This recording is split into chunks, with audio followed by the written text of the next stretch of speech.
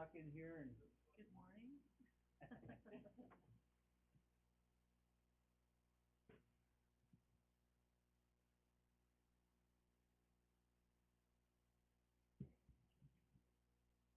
Chris, are you getting geared up? Creeping up on you here. It is. It's creeping. It's more than creeping. It's coming fast. I think you have orientation before everybody else too, don't you? Yeah, that'll be Are we good? Good time. It's time. We want to welcome everybody to the Caldwell Urban Renewal Agency regularly scheduled meeting. It's September 9th, or excuse me, it's the 12th today. I don't know how we got the wrong date up there, but we do. It's September 12th at 6 p.m. Would the secretary call the roll, please? Commissioner Porter? Here. Commissioner Doty? Here. Commissioner Warwick? Here. Commissioner Moore? Here. Commissioner Allgood? Here. Commissioner Ramirez appears to be absent. Appears to be absent. Thank you very much. And as always, is there a conflict of interest on any of the agenda items this evening for any of the commissioners? Okay, seeing none, we will go right to our special presentation. We have Sabrina here from Destination Caldwell. Good evening, Sabrina. How are you? Good. How are you? Good. Thanks.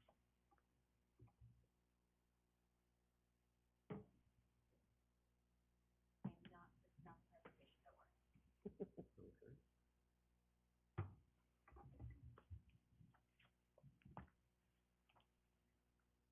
I'm pulling that up, Rob.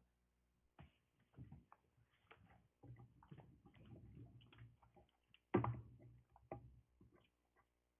you. Okay. Hopefully this clicks.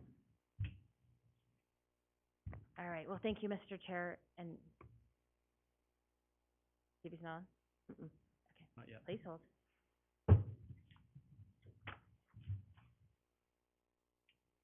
Thank you. Thank you.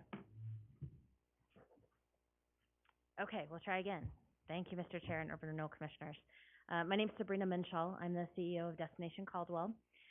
Today, we're here to give you an overview of an effort that our team has been working on with a consultant as well as a group of folks, including some city council members, city staff, and business owners, about how to integrate wayfinding and parking signage in downtown to complement the other work that's being done on addressing parking and wayfinding. So today, my goal is really to give you an overview, and then at the end, see if you have any specific questions. We will be coming back in a later meeting and talking about funding and looking for some partnerships, but I really wanted to make sure you got some exposure to it, had a chance to take a look at the plan. It'll also give your finance folks a bit of time to be able to see where some of the project closeouts are going to be and where you stand with some of your projects. We really feel like this is a great opportunity to continue the work that's been done in downtown and really continue to make it a great place. All right, so just to start with a bit of background, I'm not going to talk too much about Destination Caldwell, as you guys are all familiar with Destination Caldwell and what we do. But in this case, our work that we're doing are really under our Administration of Business Improvement District. This is really about how do we build upon what's done through Indian Creek Plaza, but really support the entire downtown area. So these are just a few pictures about, as we're thinking about this presentation, about what really makes a great place. And I would urge you, as you're looking at some of these pictures, to think about places that you have visited and what made something great, what made it interesting, what made it, you know that you are in that special place, right? And it's a combination of a lot of things. It's a combination of a great business environment and a great big mix of businesses. It's a combination of special open spaces where there's things going on and they're programmed. And it's also a reflection of a lot of the public space, things like our street corners and our sidewalks and our signage. All those things have to work together to make a great place. Will you hand that one out? So this is Don Kostelik. He is one of the principals in Vitruvian Planning, who is the consultant firm that worked with Destination Caldwell to do this plan. He's here especially if you have any really specific technical questions, but also just to give his perspective. That way you can put a name and a face together as you might have questions over the next month. So what you have in front of you is some maps. And I wanted to hand these out to you because it's a lot easier to look in person because it's a little small. And to ask yourself, how far is a 5-minute walk?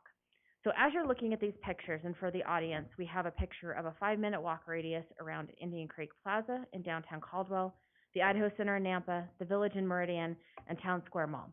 I want to tell you a bit of a quick story. So about a year ago, I met my sister and brother-in-law. My husband and I went and met them in Bend. They live outside of Seattle, and we were meeting for her birthday. And we rented an Airbnb that was like about 15 minutes outside of town. And our whole plan had been, we're going to go, do the river. We're going to go see their 20 lakes, and we're going to do all this outdoor stuff. So Friday night was her birthday, and we said, well, let's go downtown for dinner for your birthday. So we had reservations at a great restaurant. And we drive down there, and we realized we are parking really far away from the restaurant. Our Google Maps was taking us, and we could not find a parking place anywhere. And you would think with what I do for a living, I wouldn't do this, but I'm grumbling the whole time. I can't believe we're going to have to park this far away. We're going to be late. Oh my gosh, it's going to take us so long. So we finally find a parking spot, and we're walking to the restaurant. And it didn't really take that long, but what happened is we were walking around and looking at businesses, and we looked at some cool art, and there was what's called a yarn bomb tree, where somebody had done art projects in it, and there was cool infrastructure and benches. So I'm taking pictures the whole time and talking to my family, and we sit down and have dinner. All great. We go back that night after dinner, and we're starting to flip through our pictures, and we're like, oh, wow, we wanted to see that business. That was really cool. We wanted to see that. Well, gosh, I didn't know they had this kind of store or restaurant. Can we go back to this place? Ended up the next day, we ended up spending almost a full day back in downtown Bend, which had never been on the agenda, because we had walked about 6 blocks, or about a 5-minute walk. Now, I was taking pictures, so it might have been a little more. We changed our plans up to go back, and we visited more in downtown Bend, and I can tell you we spent a lot more money, to my husband's chagrin, because I had taken all these pictures of places we wanted to see.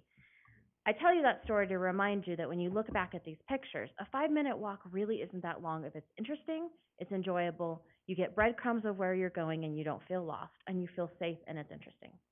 And I use the word interesting a lot because it's more than just putting up signs. We want to make sure that our businesses are exposed to people who want to come back and spend money there. My destination may be one restaurant, for example, but now I've walked by 3, 4, 5, 10 businesses that I might come back to. And that's the kind of downtown that we're all striving for.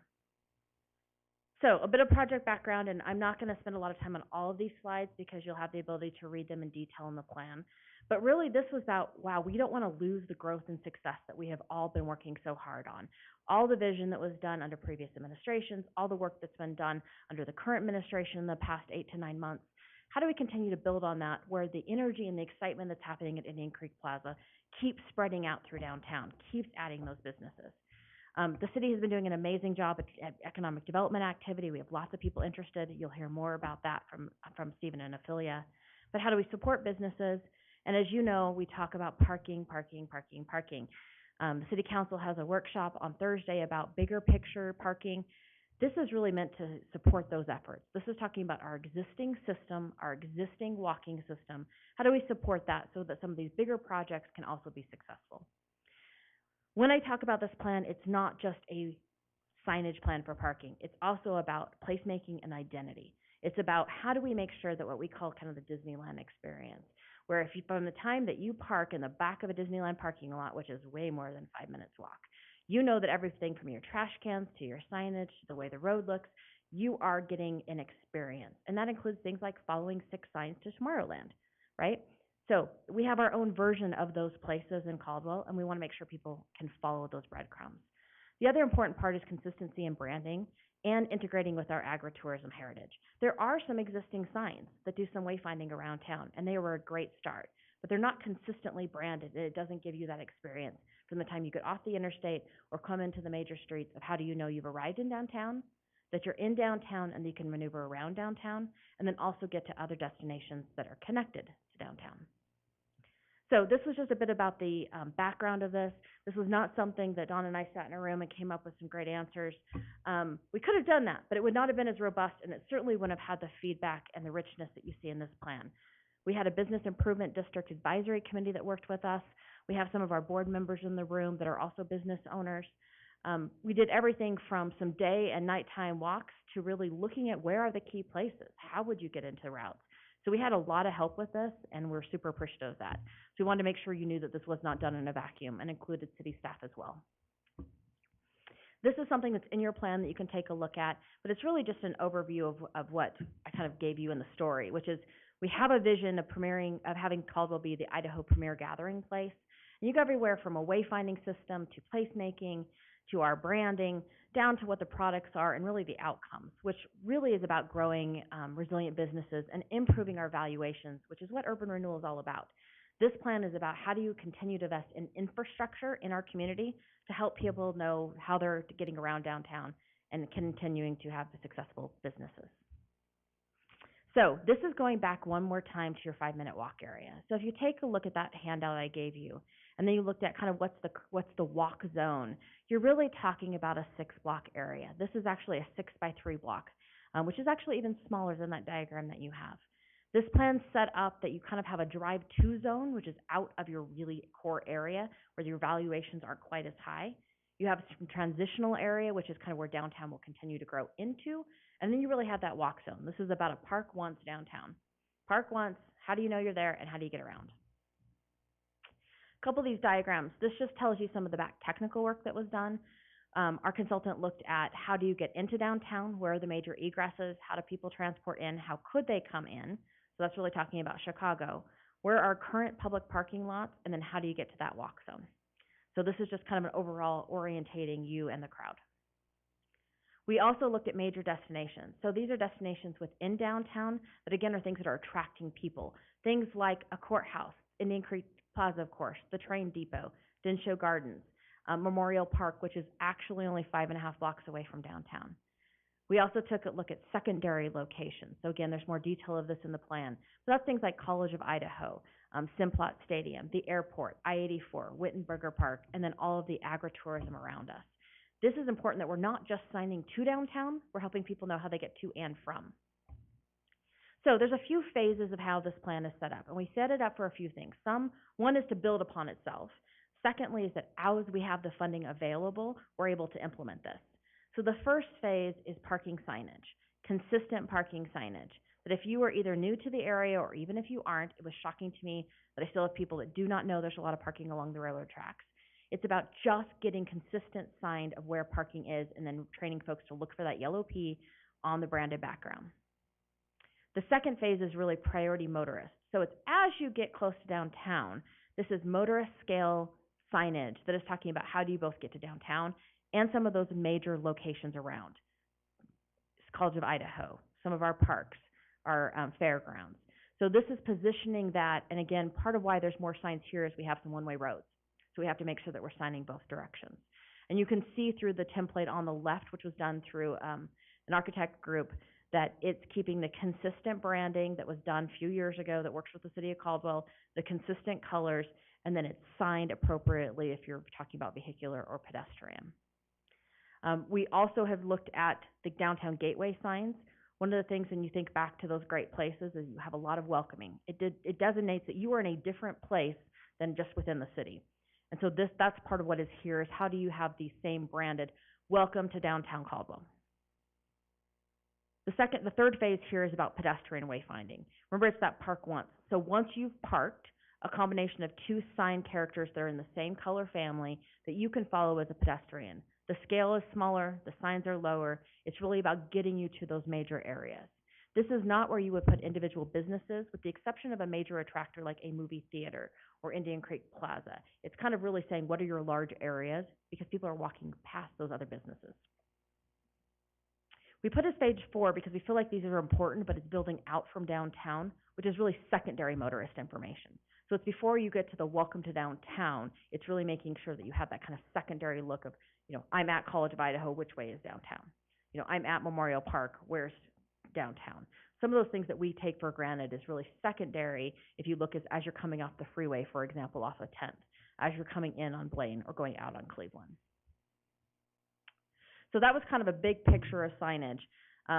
This plan and the numbers I'm going to show at the end didn't have specific recommendations per location for things like placemaking, but it's all tied into the same theme.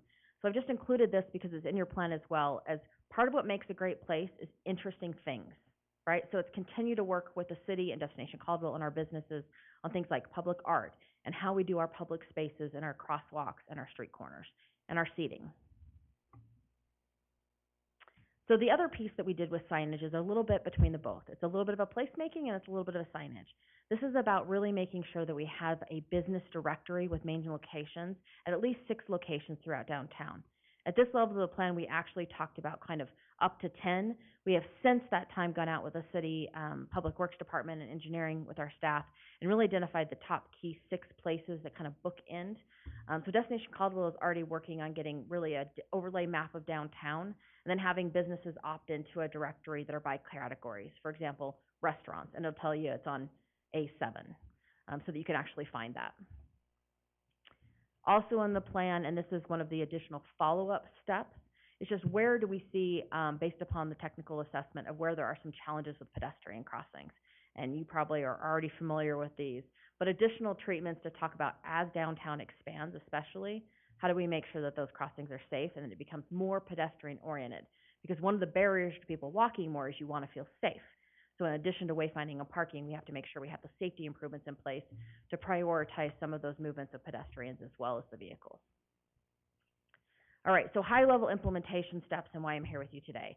Destination Caldwell's Board of Directors has adopted the plan. That does not mean it's a done, here you go, we're implementing. What that means now is we want to be talking to our partners about who can do what steps, how do we get to our next phases, how do we fund that, and what kind of modifications do we need to make, especially as like a street department helps us install. Our board has also committed business improvement district funds as of October 1st, $55,000 to go towards the additional, for the first-time parking signage, where is existing parking, as well as the business kiosk locations. So those are things that we want to be able to do and do quickly. So we're looking at that in the fourth quarter implementation of this year. We're currently working with the city and Britt and Rob, and you'll see this at the end, to really talk about who purchases signs, who installs signs, who wants to maintain signs, how are we going to work together to do this? There's lots of ways that could go. What we'd really like to specifically see is that the city helps us with sign posts and installation, and then we can either collectively or Destination Caldwell can hire with consulting, with contracting to be able to get the signs up, and then the street department would continue to help us maintain them and place them. So we think this is another great opportunity for partnerships like what is done in Indian Creek Plaza. At some point down the street, down the road, literally, we'd be talking about placemaking ordinances, those additional placemaking pictures, some of those pedestrian safeties. And for us, it's always important that we continue to integrate agritourism, that it's not just about downtown, it's how do we integrate. So this is the budget numbers that are in there. We're actually have been working with the signage company to get these penciled in tighter, and they're actually coming in on the lower end of our original estimates, which is great. These costs here, you can see that we've called out the sign and the post cost separately, which is actually over half the cost of the project, so that if there's an ability to partner with the city for both getting posts and getting them installed, that really brings the cost down. Also at the bottom, you can see we added informational kiosks. That was something that we felt was really important as soon as possible for businesses. I always added a contingency because I'm a good recovering bureaucrat. So we want to make sure we have some contingency there. So that total estimated price is somewhere between $300 and $350. Based upon the numbers we're getting, I think that's coming down as we get tighter and tighter. Doesn't include a lot of the placemaking things, but there's things you can do as part of go. That was your overview. So let's see if you have any pressing questions. Wanted to let you know what we probably will do is look at coming back to see you guys next month once everybody's budgets are looking a little tighter and we know what you have to work with, to talk about how this infrastructure can be part of the plan and how we can implement it. But I wanted to expose you to it, give you a chance over the next month to call and give any input or questions, and then also make sure that if you feel like this is something that we need to continue dialogue, we do. Questions for me or for the actual expert? Thank you, Sabrina. Any pressing questions? Mr. Moore? Yes, Chairman. The first phase to the signage, I mean, geez, there's a ton of parking that lived here my whole life, and riding my bike around, I look at it, I'm like, wow, I didn't know you could park over here. Yeah. Beyond 10th Street, I mean, you know what, but I think the signage thing is a very basic thing. It could probably help a lot of folks. Right, and that's and it's a great comment, Commissioner Moore, and that's really how our board of directors felt too, is if we're to start somewhere, and we felt like it was important that the business improvement district funds are the first in, that would be the place to start, is sign existing parking. Get it signed, but I would say it's not gonna work to just sign existing parking if then we don't connect it to motorists knowing how they're getting to where, right? So it's a place to start, but it's not the only answer. So that is part of why it's phase one. I like your idea of the business kiosk. I've been in Elko, Nevada, and they've had those in downtown, and very informative. Yeah. Kind of opens up your wallet too. It does, and Commissioner Moore, one of the important parts there is we're probably going to go relatively simple to start because, as you guys know, there's not a business licensing phrase, so we don't necessarily all have the information of all the businesses. It's really been cobbled together between ourselves and the city of Caldwell. We have since been doing a lot of outreach to businesses saying, give us the information to get into this directory. But we're likely going to want to print one and then about 6 months print another one when everybody realizes they didn't get us information. We don't have them. So we've been doing a lot of walking around and talking to people and trying to get it. But we know if we do it now, at least it gets it out there. And then we'll have to invest again to at least reprint what goes behind it. And that's why we're looking at not necessarily doing it digitally. We will have a QR code on it so that as it gets updated, even if that's not the most recent, a lot of us will take it, put our QR code, then we're walking with it. So it does double duty. But those were absolutely two places we wanted to start. We don't want to do is finish there. We want to make sure we're continuing to partner and keep the rest of the phases going. Great idea, thank you. Mr. Allgood. Are you gonna make this same presentation to the council? Very similar, yes, Commissioner Allgood. The mayor requested we come to Urban Renewal first. I think that we all were thinking that as you guys close out some of your projects, and this is another investment into downtown infrastructure, which is where Urban Renewal started a lot of its investment, that would be probably a quicker path in terms of getting things funded and doing it quickly. In the ideal world, we would love to do this as quick as possible. The longer we don't have to phase this out, the more of impact it will have. In my ideal world, I would love everything to go up at once, and the next morning people wake up and there it is. But yes, we're going to talk to City Council. It's really a matter of how we cobble together this information. It's also going to give Public Works a little bit more time to figure out how they might be able to partner. And my reason for asking that was I'd like to see if this is a plan that we all adopt, if this is what we like, I'd like to see the city create a resolution that says these are the signs, these are how they work, and citywide, so there's not any disparity of different signs going up or anything like. It would be nice to just have a uniform sign ordinance for this purpose that the city has adopted is what I'm thinking. I think that's a great point. And like we said, this is a place to start. We know the city has been struggling with some of their staffing and they've been crazy busy. So we figured this is a place to get going. And we're going to have to refine and go. We don't want it to be like, this is what we're doing and that's all we're doing. We're going to all have to be flexible as we move forward. But we do think that a lot of the hard lift has happened. And this was funded with Destination Caldwell funds. So it was something that our board, the whole plan was about $55,000, took about 6 months, that our board just said, it's important enough that let's get it going and then we can work together to implement. Wonderful. I keep waiting for Commissioner Doty's hard question since he's been at a couple of the workshops. I'm fully supportive of this, so we'll see how it all turns out in the end, but I absolutely have been to the workshops and I think it's a great idea to help us navigate downtown, so. Thanks. Ms. Warwick, any comments or questions? I don't. I love it, and I think if more people saw this graphic, how long a 5-minute walk is, we wouldn't have people complain nearly so much. Yeah. Well, it's a great comment, Commissioner Warwick, and I think a lot of that is we have to keep making those walks interesting, well-lit, and safe, and sprinkle more places and things to do throughout. I would urge you all, both Friday night and especially next Saturday during Indian Creek Festival, thank goodness to Public Works, we're taking a big stab and we are spreading out parts of Indian Creek Festival. The Chalk the Art Contest and the car cruise covers a couple blocks. It's going to be out in front of the theater. Even on the private side, Creekside Malo is actually going to be roasting marshmallows right on the creek on the other side. So let's see how that goes because it's going to be the first experience a lot of folks have had of all of downtown looks very different and it's pedestrian for a full day, right? So let's see how that goes. We want to see how the work goes, but it is getting people to kind of see and do different things, so. Great. All right. Well, Mr. Chair and Commissioners, I would just urge you, if you have questions, if you have input or feedback, let me know. If not, I'll be checking back with the Commissioner and expecting to come back and actually do a bit of more of a request next month. But we wanted to give you guys the time to think about it and not just throw that at you at once. All right. Well, thank you, and you have copies of the plan as well. Much appreciated. Thank you. Well, that takes us to our consent calendar. Do we have a motion as to the disposition of the consent calendar? Oh, I guess we can do that. Sorry, I neglected that. It's the time for public comment. Is there any member of the audience that would like to speak to the commission on anything that's not on the agenda this evening?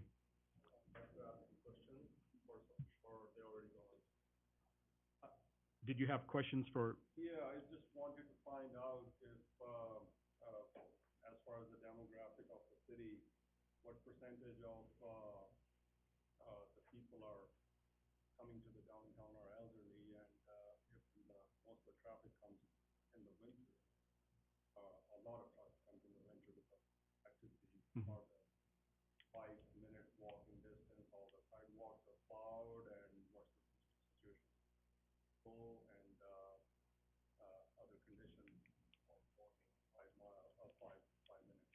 great question. Ophelia, do you have any insight on that?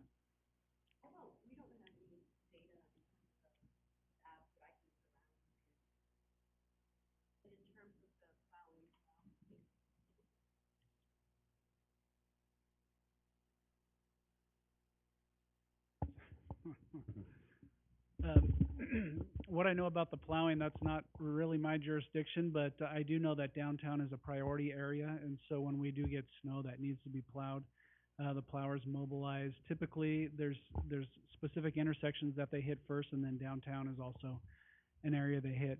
The city does not plow sidewalks downtown. That is the responsibility of the property owners, and so the city does the best they can to clear the roads, but property owners still have obligations to make sure their sidewalks are clear downtown and throughout the city. Okay, thank you. Sabrina, we had a question from Mr. Sanga that maybe you could answer for us. And it had to do with parking for those that come from out of the area, and then also how the streets and sidewalks are kept clean for the winter events. So to clarify, you mean for events parking, is that what you're referring to? Or And just I overall? I believe this was specifically for people who were challenged to walk 5 blocks. Oh, okay. Elderly, that kind of situation. Well, I'll take a stab at it. Parking definitely on street and in parking areas is within the purview of the city. So I'm sure Rob gave you kind of a general answer. But during events, first of all, I'll just ADA parking, and if I get it wrong, please correct me, one of the two of you at the table. But there is some requirements in terms of how much handicap parking you have to provide as a city based upon how many blocks. My assessment from a previous transportation life is there is well in excess of what is actually basically required. There's usually at least 2 handicap parking per block face. The American Disabilities Act, Public Works, PROAG, doesn't even require that much. No, I'm not dismissing that we need to have good accessible parking, but I'm saying the city at a minimum already meets those standards. I think one of the biggest challenges that we have for accessible parking isn't just the number of handicap parks. Sometimes it's just accessibility. It's that a lot of our businesses and property owners are parking on-street parking and not watching the 3-hour zone.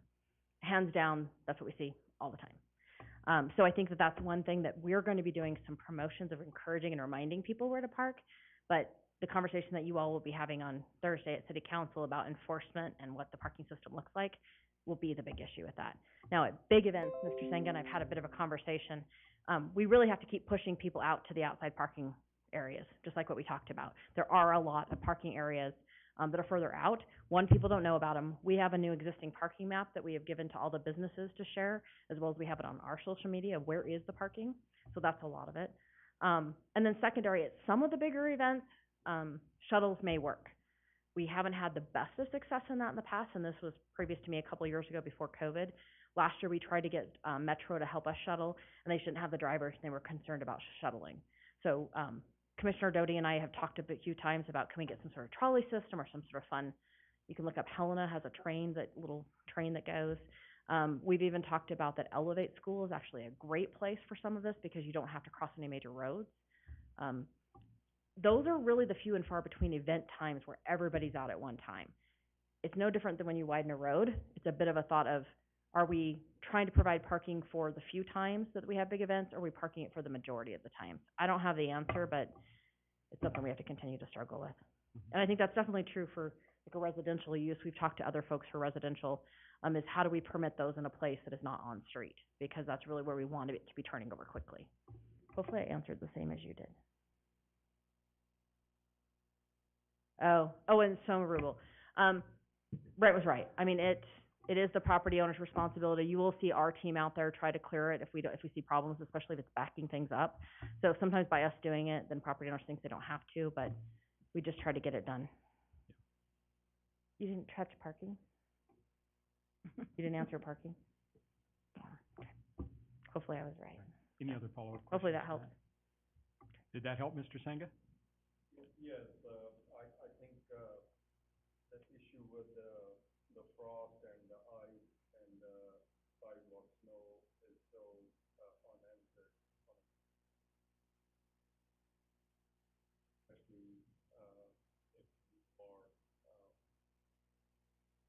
able body walking on those 5-minute periods.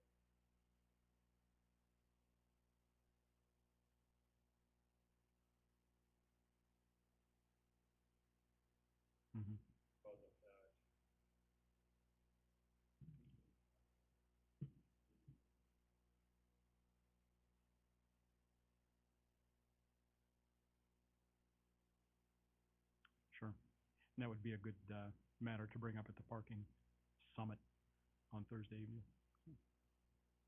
Are there any other, public comments to be made? Any members of the audience? Okay, that will take us to our consent calendar, and we'll entertain a motion. Mr. Chair, Ms. Warwick? I move we adopt the consent calendar as presented. Okay, we have a motion by Ms. Warwick, Second? second by Mr. Doty. Would the secretary call the roll, please? Commissioner Warwick? Yes. Commissioner Moore? Yes. Commissioner Allgood? Yes. Commissioner Porter? Yes. Commissioner Doty? Yes. Very good. That takes us to our first matter of old business, and that's Stephen Jenkins with the monthly economic development activity report. Mr. Jenkins. Thank you, Chairman, Commissioners. Good to see you all this evening. As I do typically with these reports, I'll start off with miscellaneous updates, holistic updates. And the first project that's on the list here is Project Pepper, and this is a national burrito chain that I've been working with that has identified a building on Caldwell Boulevard that they're going to retrofit and move into, and definitely going to bring new life to the space, and really excited about this group coming into the community. I'm also working closely with Federated Ordnance and the Nemo Arms facility at 1906 Mead Parkway in the Sky Ranch Business Park. And this project has been a long time coming, but of course with the nuances that they've had to grapple with, of course we're really excited to have them in our community to be offering such a strong manufacturing group coming in and offering in the amount of jobs that they're going to bring to the community. It's going to be exciting. I'm also working with Project GOAT. This is a manufacturer that is looking to occupy an existing building in Caldwell, and had a roundtable meeting with the city. It went really well, and at this point they are looking to hire out some positions and bring more jobs to the community. So another good win for the city. This was a lead from Boise Valley Economic Partnerships as well as the Department of Commerce with the state. Also working with Project New York. This is a developer that is proposing an upscale venue for the downtown area and or the Sunny Slope wine region. A really great concept that would be a terrific fit for the Caldwell community. We were selected as a result of a Treasure Valley-wide search that this particular user wanted to incorporate this use in an area, and of course our attributes and our qualities here brought this user to our community. So just speaks to the things that we're trying to create here as a community, which has certainly worked well and obviously extended into the development community. I'm working with Phelan Development as well as Lincoln Property Company out there in Sky Ranch, and we'll talk more about Lincoln here in a minute, but they are working actively in good faith to get that project off the ground, and Phelan is doing the same in Sky Ranch. Hopefully we'll see both those projects get off the ground later this year, but I know they've been working actively. We've had numerous conversations with both entities. And then lastly, or actually second to last, so D&B Supply, we're going to have a groundbreaking next week. Really excited about that one for their warehouse and corporate headquarters out there in North Ranch. Just excited about what they're going to bring to the area on top of the retail facility that's under construction now. So kudos to BVA and their team and what they've accomplished out there in that North Ranch area. I'm also working closely with Triple Dot Development. This is a group that was approved, or actually tentatively approved at City Council. I know they're working through a potential development agreement, but the Charles project on a lake in Karcher, and I'm working with this developer. One of the things I really appreciate about Triple Dot is they've reached out to me and asked, what does the city want? What are we looking for? What commercial services can we bring to the community? So I've been working with this particular development group to bring in the uses that can help fill in the gaps that we currently have in our community. Now to be a little more specific, I'm going to shift gears and go to North Caldwell, and this area, of course, is really active. I'll start with Project Jazz. They are interested in a large site in North Caldwell. This site falls outside the boundary of the Urban Renewal District, but the Urban Renewal District is such a positive force that is bringing users to our area as a result of just being close in proximity to the district. So it's really helped holistically that area on top of not just the district itself, but beyond the boundaries of the district. Secondly, Project 26. I'm working with a developer that has a large site in North Caldwell. This group is looking to attract users that would occupy speculative industrial buildings there. So this is a good group that we're really excited about. Project P&W. This is a group that is a great one that would be a real strong, great user in the area. They're actually coming in, and these notes indicate that they'll come in next month. They're going to come in this month for a visit to talk more about their project in greater detail with our team. So they are working through the details of this development project here. Caldwell Housing Authority. This is one that they're looking at expanding and doing more on their property. They have some great plans out there. Mike Dittenburn and his team are doing some exceptional things. They're looking to just go beyond the bounds of what they've accomplished thus far, and just going to create a great area for more residential and also more amenities for the area as well. So really excited about that one.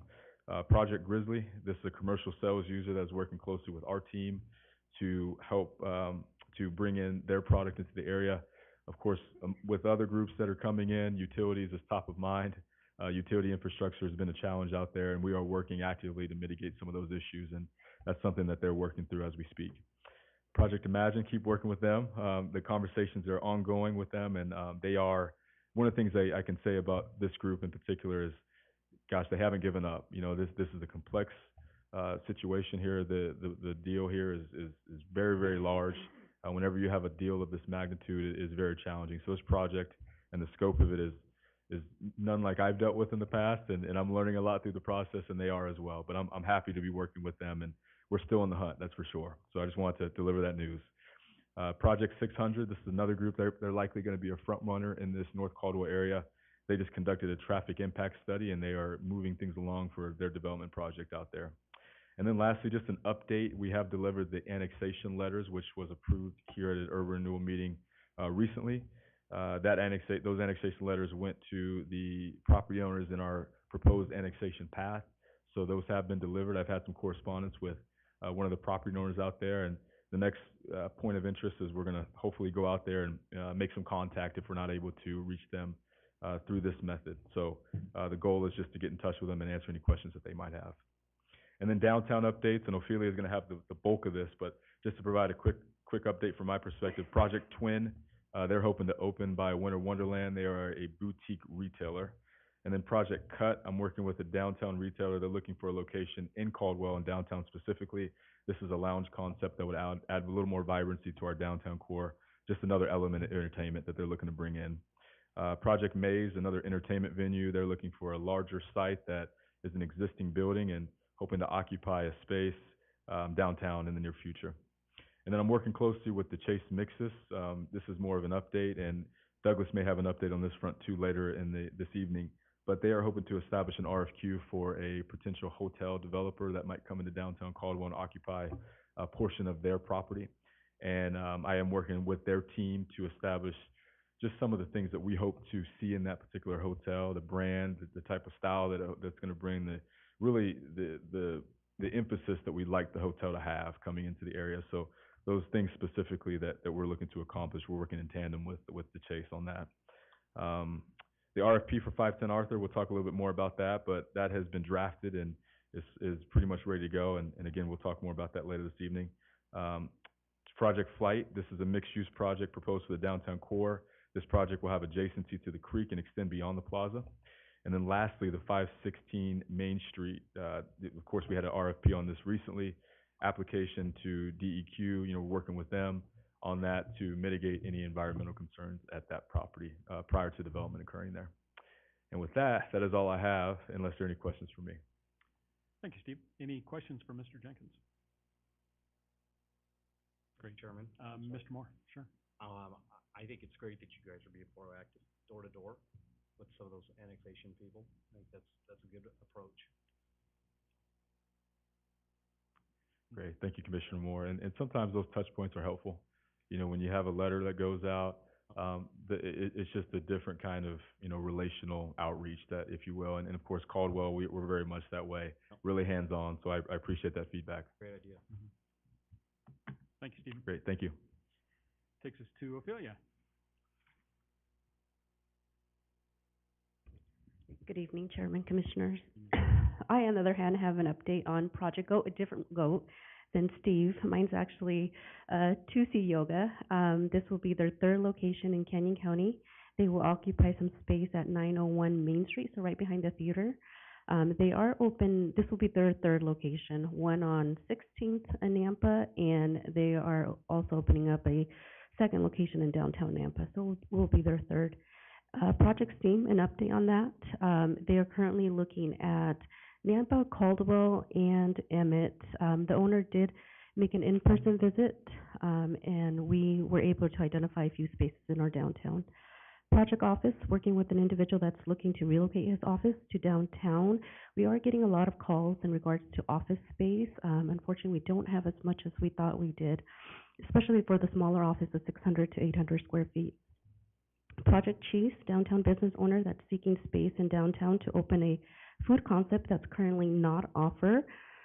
So all is going great with some of the businesses that they are looking to expand and add additional services to our downtown. Project Burgundy is a business in downtown that's also seeking large space and wants to stay in our downtown. Project Care, this business is looking to offer services to parents that's currently not available in Canyon County. They've identified a few spaces in downtown, but I do believe better space for them will be off 2026 or Highway 55. Some business updates. Downtown businesses are hosting an end-of-season sidewalk sale, and that will be here at the end of the season. Creekside Mallow, they won Best 10 by 10 space at the Mid-States Trade Show. They were among large brands, Area International, DeWalt Tough, Carhartt, and many others. And Sabrina mentioned earlier, Indian Creek Festival will be taking place the 16th and 17th, and we were able to clean most of the creek by volunteers. As you all know, we are short-staffed, and I just want to acknowledge those volunteers. Those were Just Serve, the organization Just Serve, Kelly Jenkins, Rachel Johnson, Caldwell High School students, Valley View High School students, Centennial Baptist Church students, the mayor, Economic Development, Sonda, and a few others. Businesses are opening in September are Miss Creek Outfitters. They are having a VIP on the 23rd that you are all welcome to attend. They will be doing a grand opening on October 1st. Craft Lounge is still scheduled to open on October 24th. And those are my updates. And I stand for any questions. Thank you, Ophelia. Any questions for Ophelia? I have a couple, Mr. Algood? tough ones too.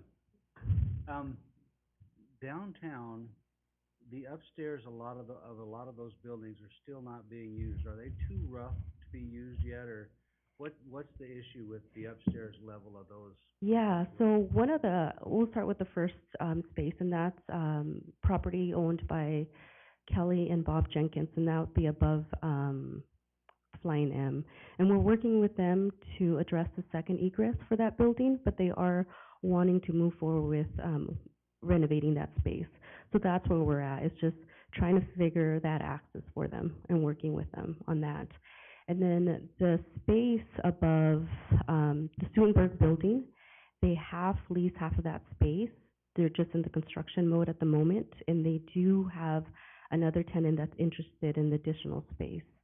There's also space above Bond and Bevel, so where the Mono building is on 704 Main. That space, it's a larger space. It's about 2,500 square feet. And so when individuals have called want smaller space, anywhere from, like I said, 600 to 800, even as small as 200 square feet. So it's small, one-person individual that wants that type of office space, and that's hard to come across. What about the corner of Kimball and Main? Used to be like this 12-step program up there and Yes. stuff like that. Is that occupied now, or is it open? It is occupied. So you're referring to the owner that owns that building is Dave Wishney, and he's an amazing landlord. And so after they moved out, it was put on Craigslist. My understanding, when I spoke with him last, he puts those anytime he has any space, he'll put that on Craigslist, and he'll get about 100 people within an hour. He's really reasonable with his lease rate, so it's all occupied at the moment. Wonderful. Yeah. Wonderful. So Perfect. good. Thank you. Yeah, absolutely. You're welcome. Any other questions? Chairman, Mr. Moore? so the yoga, is that 2C yoga? That is 2C Yoga. Downtown, we used to do that in the plaza, since we had first year that, so I can't wait. I think we all need to sign up. I believe the membership's $99 a month, so that's not too bad. Unlimited yoga too. All right, thank you. You're welcome. Any other health tips from the commission? Very, very good. Okay, thank you, Ophelia. This takes us to item number 3. It's an action item. It's a request to consider a request from Ball Ventures regarding the North Ranch mitigation, and Mr. Nancolis is back with us. Greetings, sir. Hello, sir. It's good to be back with you and the commission, Mr. Commission Chairman. and, members of the commission, thank you for having this opportunity for us tonight. I'm here with Ms. Haley Hart, who is also, an employee of Ball Ventures Alquist. She is one of the engineers over there, and so, if you have any technical questions, she is here to answer those, and, it's a pleasure to have her with me. Again, Garrett and Coles representing Ball Ventures Alquist. Our address is 2775 West Navigator in Meridian. It's weird to say that when I've lived in Caldwell all my life. I still live here, but it's weird to even say that I work there. Anyway, as far as Steve and Ophelia, I just want to say thank you again for what they do for Ball Ventures. They're, we've worked with them on the downtown area, Legacy Falls, still North Ranch. There's a lot of conversations still going on, and so just, again, Rob McDonald and staff, these are great people, and so it's a pleasure to continue to be able to work with them, and I'm very fortunate that I have the opportunity to continue to work with these great people. Again, I met with you a month ago, well, actually maybe 2 meetings ago, and discussed the possibility of mitigation consideration for Ball Ventures Alquist at North Ranch, and that was not an action item, and so in discussing with Ball Ventures Alquist, they've, with Tommy and those that work in his executive team have decided to move forward with that request. So that's the reason we're here before you tonight. One of the things that I do want to again restate is partnerships have been such an important part of everything we've done in the city. This urban renewal agency and the revenue allocation area has been vital to where we are today versus where we were when this agency was created. And of course, the specialty, the main purpose and the biggest reason for creating this agency was economic development. And again, the results of that are all over this community, whether it's through Ball Ventures Alquist or North Ranch or Sky Ranch or up and down the boulevard, out to the south of town. There's a lot of development everywhere that without the partnership with this agency would never have come to fruition. Even the exit 29 that is now closed and being remodeled would not have been there without the partnership of this agency, working with state agencies and others to make this happen. And of course, that's why I come back to you again with that reminder that those partnerships have existed with this agency since it was created. And the results are wonderful. The plaza, parking problems. Isn't that nice to have a parking problem in downtown Caldwell? It really is, and so that's the reason we're here, is because, again, of the partnerships. So when we began, just as a refresher, when we began talking about North Ranch and discussing this with Tommy and with BVA, that was owned by St. Luke's, that 119 acres, and had been unavailable for purchase for a long time, or any interest for a long time. But because of, again, the opportunity to partner with the Urban Renewal Agency to work with the road system and sewer and water and the infrastructure that this is, that's the reason this agency was created. That was the motivation for Tommy to have the confidence that this could be a successful project and moving in and offering to buy that property. Also, at the same time, another partnership, just again for refresher purposes, we visited with Pat Charlton at Valley View School District. And again, as we are sunsetting, you will recognize that there were silos of money after 2014, where different agencies that were a part of the revenue allocation area were able to ask for projects and have projects done that met their purposes. The Highway District did one, both school districts did one, just to, just touch off the top of our head. So I went with Pat Charlton. They had, I think, about $3 million, is that right, Rob? $3.5 million that they had left, that they did not have a specific use to, on the books to use that money for. And so they were building the new school, which is open, the new middle school, and soon to build another elementary school. Well, maybe not if the bond didn't pass. Do you know, Dave? Did that? Wish I should. I'm sorry. The bond didn't pass. It didn't. It did not pass? Okay, so I don't know about the elementary school, but at least the middle school is out there. But the school district had about $3 million for infrastructure, and they believed in this whole concept of improving the entire transportation system in the North Ranch area. Roads going all the way through to Marblefront, which was on their requirement list. The upgrade of Aviation, the upgrade of Moeller, upgrade of the intersections at 2026 and Aviation and Smead. So that entire system would become a more robust and safer system for all the patrons of the school, as well as for trucks coming in out of the North Ranch area. Again, there's a plan in place with the DDA that directs those trucks into the back part of that. But that was the concept that was presented, and that's the reason that Ball Ventures Allquist moved forward, was this partnership that we had created. So in the spirit of that partnership, which again, the example of that was on the south of 2026, we've done a great job. I say we, all of us have done a great job of bringing in economic development into that area. We saw what it could create. I don't know how many total feet are out there now, Stephen, but probably 1.5 million to 2 million, somewhere in there, in Sky Ranch. And again, the reason that happened is because we went in, we built roads, we put in water, sewer, we brought in power, we brought in gas, we brought in all the infrastructure necessary. So it was literally a shovel-ready business park. That concept then was then transferred over to the north side because we knew it worked. And also the concept that is now on the new North Revenue Allocation area that is bringing in businesses that never looked at that place before the creation of that revenue allocation area.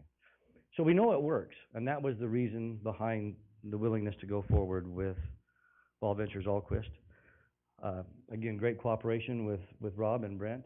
So it simply is this, and this started, I have some firsthand knowledge of this, some of these conversations that started at the beginning of North Ranch, and of course with any development you have to do a transportation impact study, a TIS. That was done, and then there was a list that was created of projects that should be done to complete approximately $990,000 worth of mitigation for North Ranch. And of course that's based on uses, that's based on need, it's based on traffic trips, all kinds of things that go into that study. So in the conversation though, as a development team, at one point in time we said, well, there's no sense in doing this if we're not going to have a complete system. So the decision was made to go ahead and complete improvements on Aviation and on Muller. Is that a correct statement? I just want to make sure that we're on the same page. Right? Okay, that's correct. So again, it just happened to be that those were also some of the items on the mitigation requirement list from the TIS study. So again, the request simply is, it's not for money, it's not for any additional money. What it is those projects were done by this agency to create this robust, wonderful, safe infrastructure and transportation system. And so the request, again, just as a reminder, and it should be in your packet, should have this letter as well as the 2 exhibits that show that. The request is about $308,000 worth of projects that were on the mitigation requirements from the TIS study have been completed by this agency.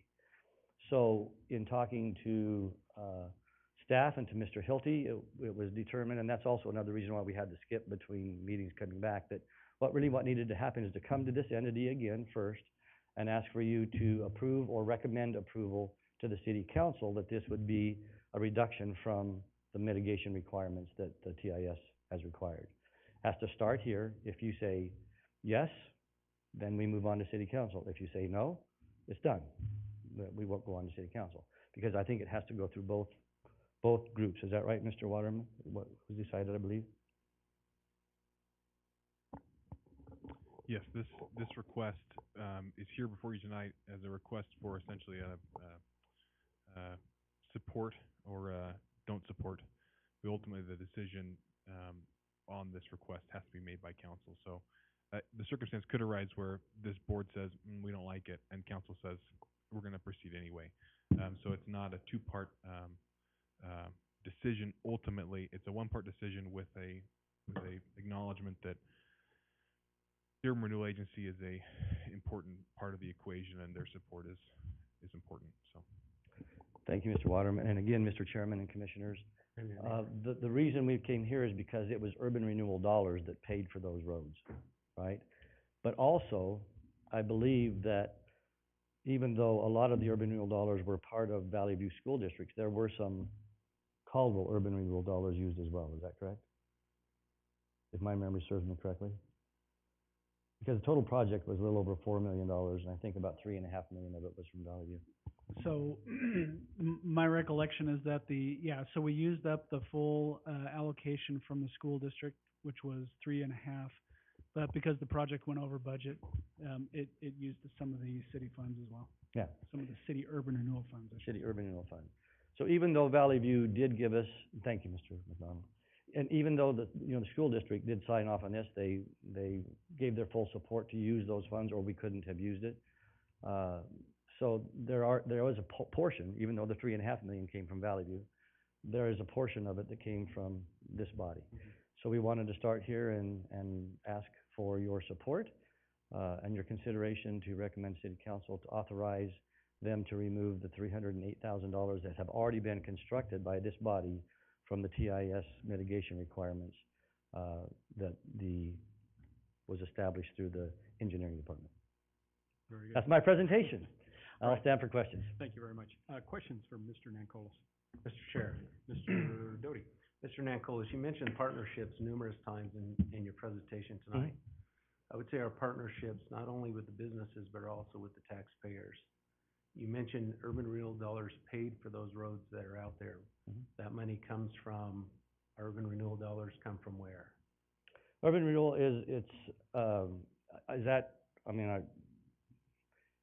they're property tax dollars. They come from increment. Taxpayers, right? Yeah, they come And from so now increment with you want us inside to the forgive or agency. support a $308 break, so to speak, to the company in which you represent here today, that's paying you to be here today to ask on their behalf to relieve them of $308,000. Is that correct?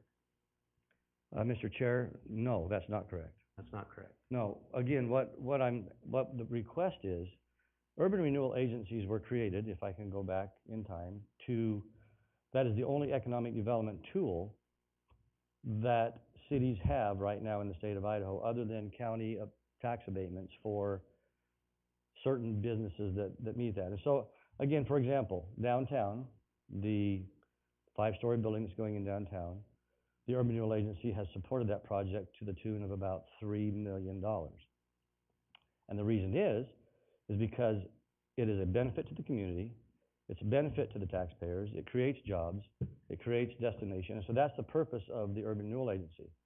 For example, in the park on the south, millions of dollars were spent building roads, bringing in water, power, sewer, again, so that those businesses that would normally have to pay those costs that would be required of any business, you have to put in water, sewer, power, do improvements to the frontage of the road, and all those infrastructure improvements are required. So on the south, the urban renewal agency spent millions of dollars putting those in, and the result is millions of dollars worth of property tax. I understand that, but Yeah. Ball Ventures, Alquist, are they not obligated for another $308,000 based on a contract they signed? A TIS study, yes, is a requirement for mitigation requirements. And so again, the request is, as we've done with other businesses, whether it's, It's not with other businesses. We didn't, as far as I know, any business that signed a contract for the money, since I've been sitting here, we have not given them money in addition to what their contract says. So my point is that Ball Ventures Alquist still owes $308,000 based on their contract. So my dilemma is, do I give Ball Ventures Alquist a $308,000 break off the contract they signed, or benefit my taxpayers that would like a $308,000 break? So if we don't use the $308,000 that Ball Ventures Alquist is obligated to pay based on their contract, then that means some future project, whether we built the roads or not, the money to pay for those roads came from the taxpayers, from the urban renewal district, but by the taxpayer. So my point is that we also have partnerships with our taxpayers. We're one of the highest tax cities and counties in this state. And so to sit here and give, I have a dilemma with giving Ball Ventures Alquist a break on a contract they signed when every taxpayer sitting in this room and in this community is calling us daily, well, maybe not daily, but at least weekly or monthly, about how high their taxes are. So I guess, in conclusion, I'm not in support of giving a private company a break of $308,000 that they contractually signed to benefit the city and not give the taxpayers a break, so. that's Thank you. And I just wanna clarify, 'cause I wanna make sure I understand what we're talking about. The infrastructure that the TIS recommended or required to support this development Mhm. is in place, or is it not in place yet? No, it's in place. There's a total of $990,000 worth of requirements. If I may, Mr. Chairman, let me also step back just a little bit further. When I talked about partnership, in other words, when we went in and talked to Fresca, when we went and talked to, MFEC, when we went in and talked to Capital Distributing, those things would have been required.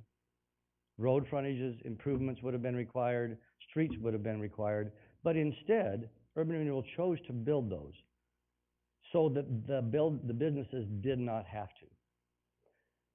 So again, when we talked about, and again, Mr. Doty, this is where I just want to clarify. Yes, a TIS study is required, but also in discussions with Ball Ventures Allquist, as well as other developers, we told them that we were going to build roads, we told them that we were going to put in water, sewer, infrastructure, and so forth, just like we did on the south. And so those two things have now come together, and so the request is simply, since you've already built them, they're on our list, can we be relieved of those things? Just the same as was done in Sky Ranch and in other projects where the city and or Urban Renewal Agency came in and did infrastructure as well. That's the difference.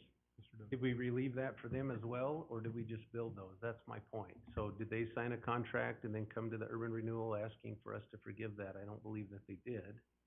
Certainly not in my time, but even looking back at further notes. My point is you signed a contract that says that you will do these things. I get that urban renewal built those. To me, that doesn't let you off the hook for your obligation as well. It's taxpayer money that is due to the taxpayer. That's the way I look at it. I get that you may have a different opinion of that, just because we build the road. If a road out here needs repaired and the city coughs up the money to build the road, it came from taxpayer money though. Absolutely it did. Even though the business right across the street may benefit from having that road repaired. So That's correct. that's No, my- you're absolutely correct there, Mr. Doty. And so again, this is just a request for I consideration. understand. Yeah. I just wanted you to know where I was coming from. Absolutely, I respect that. And I'm, again, I just wanna make sure that we're all looking at the same thing here. 990,000 was the required amount to meet all the traffic study improvements. And those improvements were made, did Ball Ventures Allquist make some of those or put in dollars for some of those, or, I mean, did, whatever the difference is, $600 and some thousand, did Ball Ventures Allquist pay that much, or how did that work? They have the opportunity based upon the development agreement to either write a check for those or to continue to build them. We're not far enough along yet that those need built yet, but they are still obligated to build the rest of the infrastructure improvements, the other 600 and some thousand. Yes, they will pay for those and they will build those. So the request, just so I'm clear, is that 300 and whatever thousand have been built, and they want credit for that, even though they didn't build that part, that was the urban renewal's catch-up. Right. Just the same as the incentive that the Urban Renewal Agency built all the rest of the roads in that area. They're just saying, is this part of the original incentive? If it is, if this is considered a partnership, then we would like to have consideration for it. If it's not, then it's not. Those were not originally going to be built, the $308,000 worth. That was something that was going to be built by Ball Ventures Allquist, right? Part of their mitigation. Right. But the city and urban renewal agency made a conscious decision to go ahead and build those to improve the entire transportation system out there. And so again, those are things that, and the only reason it's being asked is there's precedence for it, right? There's precedence all over throughout the urban renewal agency where roads are built, water is put in, sewer is put in, the business would not have to do it. So instead of requiring a road to be built in front of Capital Distributing, for example, that they normally would have had to have built, the urban renewal agency built it. That's all. It's simply that there's precedence for it, and They're not trying to get out of anything. They're just saying this was a partnership. We were told that roads were going to be built. These roads were built. This is part of the mitigation study, and so all we're saying is, since they were already built, can it be relieved from the mitigation requirements? If you're not supportive of that, then that's the decision. It's just that simple. You know, there's precedence for it, and so. Any other, questions? Do you have another one, Chris? Well, I'm trying to think, but I don't think so. I'm just going my Wayback Machine, because I was here when we did this. I'm just trying to remember all the details, but I understand where Mr. Doty's coming from. If the contract said $990,000 will be supplied by Paul Ventures Alquist, then that's the contract. So I'm just trying to remember back when we did this. It hasn't been that long ago. Again, the DDA does not address that to my knowledge exactly. This is the transportation impact study. Those probably are, I believe, Mr. Waterman, if I'm not mistaken, and Rob, those are two separate documents.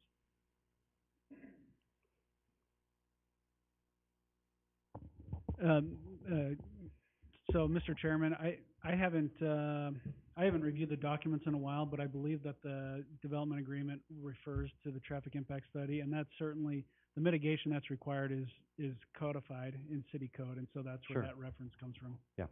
So my question is there in writing somewhere that Ball Ventures Alquist is obligated to do $990,000 worth of performance? Yes. Okay, that was my question. Yes. And again, the simple request is, yes, they know, and they've never denied that. They were required to do this. But because part of it has already been built, the question is, can we, as an incentive, like other businesses have been provided, and granted, there's lots of incentive out there. That's never been questioned. They don't disrespect Caldwell, they love Caldwell, they love working in Caldwell. It's just a question. You know, this is something that was done as an incentive to build this business park. They built the business park based upon, you know, the commitment from Urban Renewal to build roads and whatever else. And so it's just simply come at a crossroads where it's been built. This is the same projects that were on our mitigation list. Can it be reduced since it's already built as a Urban Renewal incentive or not? That's the question. And if it's not, then that's the answer. If it is, then. Mr. Moore, I see you scribbling. Anything to, Nothing, I was just doing the math. all right. Mr. Chair, Ms. Warwick. so correct me if I'm wrong, these streets that we're talking about throughout North Ranch, they're city streets, Yes, ma'am. city sidewalks. Yes, ma'am. Just kind of wanted to make that clear. Yeah. It's a fine line. It is. It And is again, a- all it's a developers fine are line. required to make those improvements, and then they dedicate them to the city, and they become. So Exactly. this is Exactly. nothing that any other developer isn't required to do. Right, just like in a commercial Just subdivision. like in a commercial subdivision, residential subdivision, they pay for those, and then they're dedicated to the city, and they become public right-of-way. And Mr. Doty, don't get me wrong, I understand exactly what you're saying, and if the answer is no, we'll accept that. I'm only one vote. And ultimately, all we do is make a recommendation to City council, right. So no matter what we do or decide or don't decide, it's, the decision is out of our hands, so. Any further discussion? I think I'm good for now. All right. Would somebody like to make a motion? So, let me look this up. Is there a? Mr. Chair, one more thing. Ms. Warwick? Mr. Nancolas referenced something in our packet. I don't see anything in our packet. I didn't either. That's what I was trying to pull up. I couldn't. Oh. Nothing in our packet. Oh, I'm sorry, it was sent to Debbie Geyer and asked to be included in the packet, so I just assumed that it was, and. I was just trying to pull that up, and I can't. I'm remembering your last presentation, but we have nothing to currently look at here. Well, I apologize, you can have my copy. Sure, I bet. There's, Yeah. this is the, I'm sorry, Mr. Chair. That's fine. I bet if we, yeah.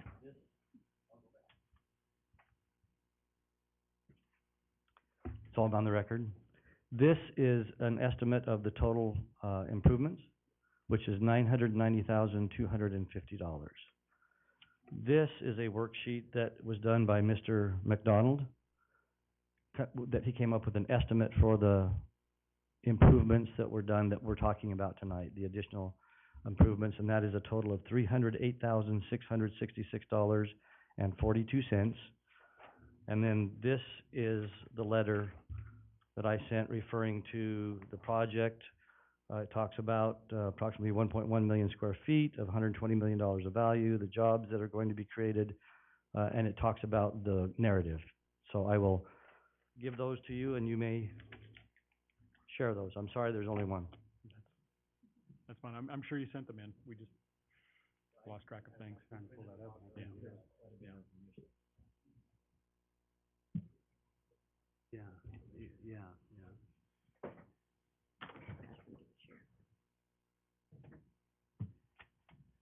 Mr. Chair, I guess what I'm struggling with a little bit is, number one, that it's an agreement that was made, granted.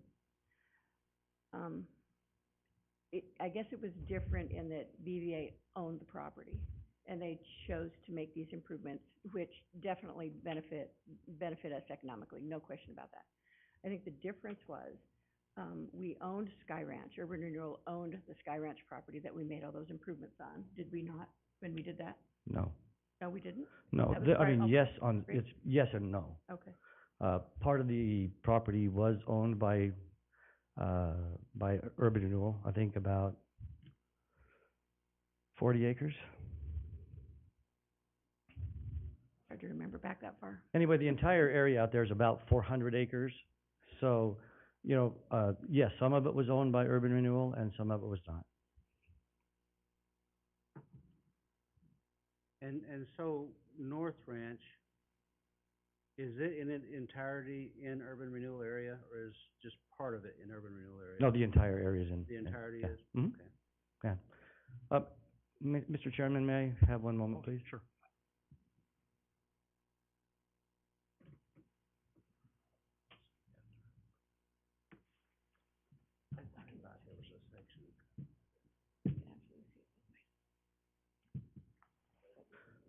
Mr. Chairman, commission members, we did not want to put you in a hard situation. We did not. And it's obvious that we have, and that was not the intention. The intention was simply, this has been talked about as a partnership from day one. And so partner to partner, we came back and said, and again, I was on the other side of that, so I can tell you that it was spoken in terms of partnership. So that's not an imaginary thing. It was spoken in terms of partnership and development team meetings, et cetera. But we don't want to put you in a hard position. So with all due respect, we humbly withdraw our request. Thank you, sir. Thank you.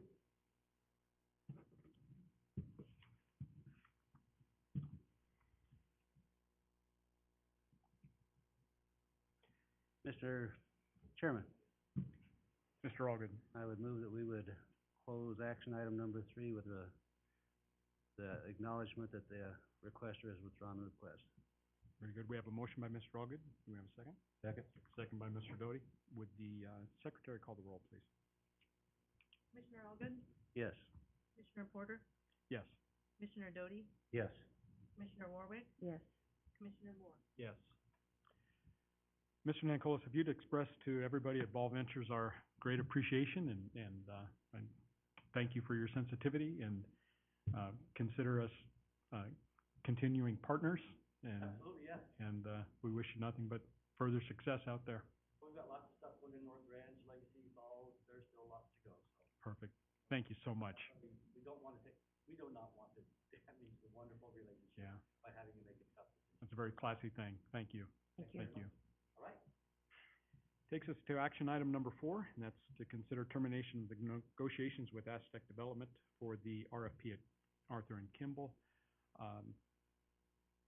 Stephen, do you want to speak to this?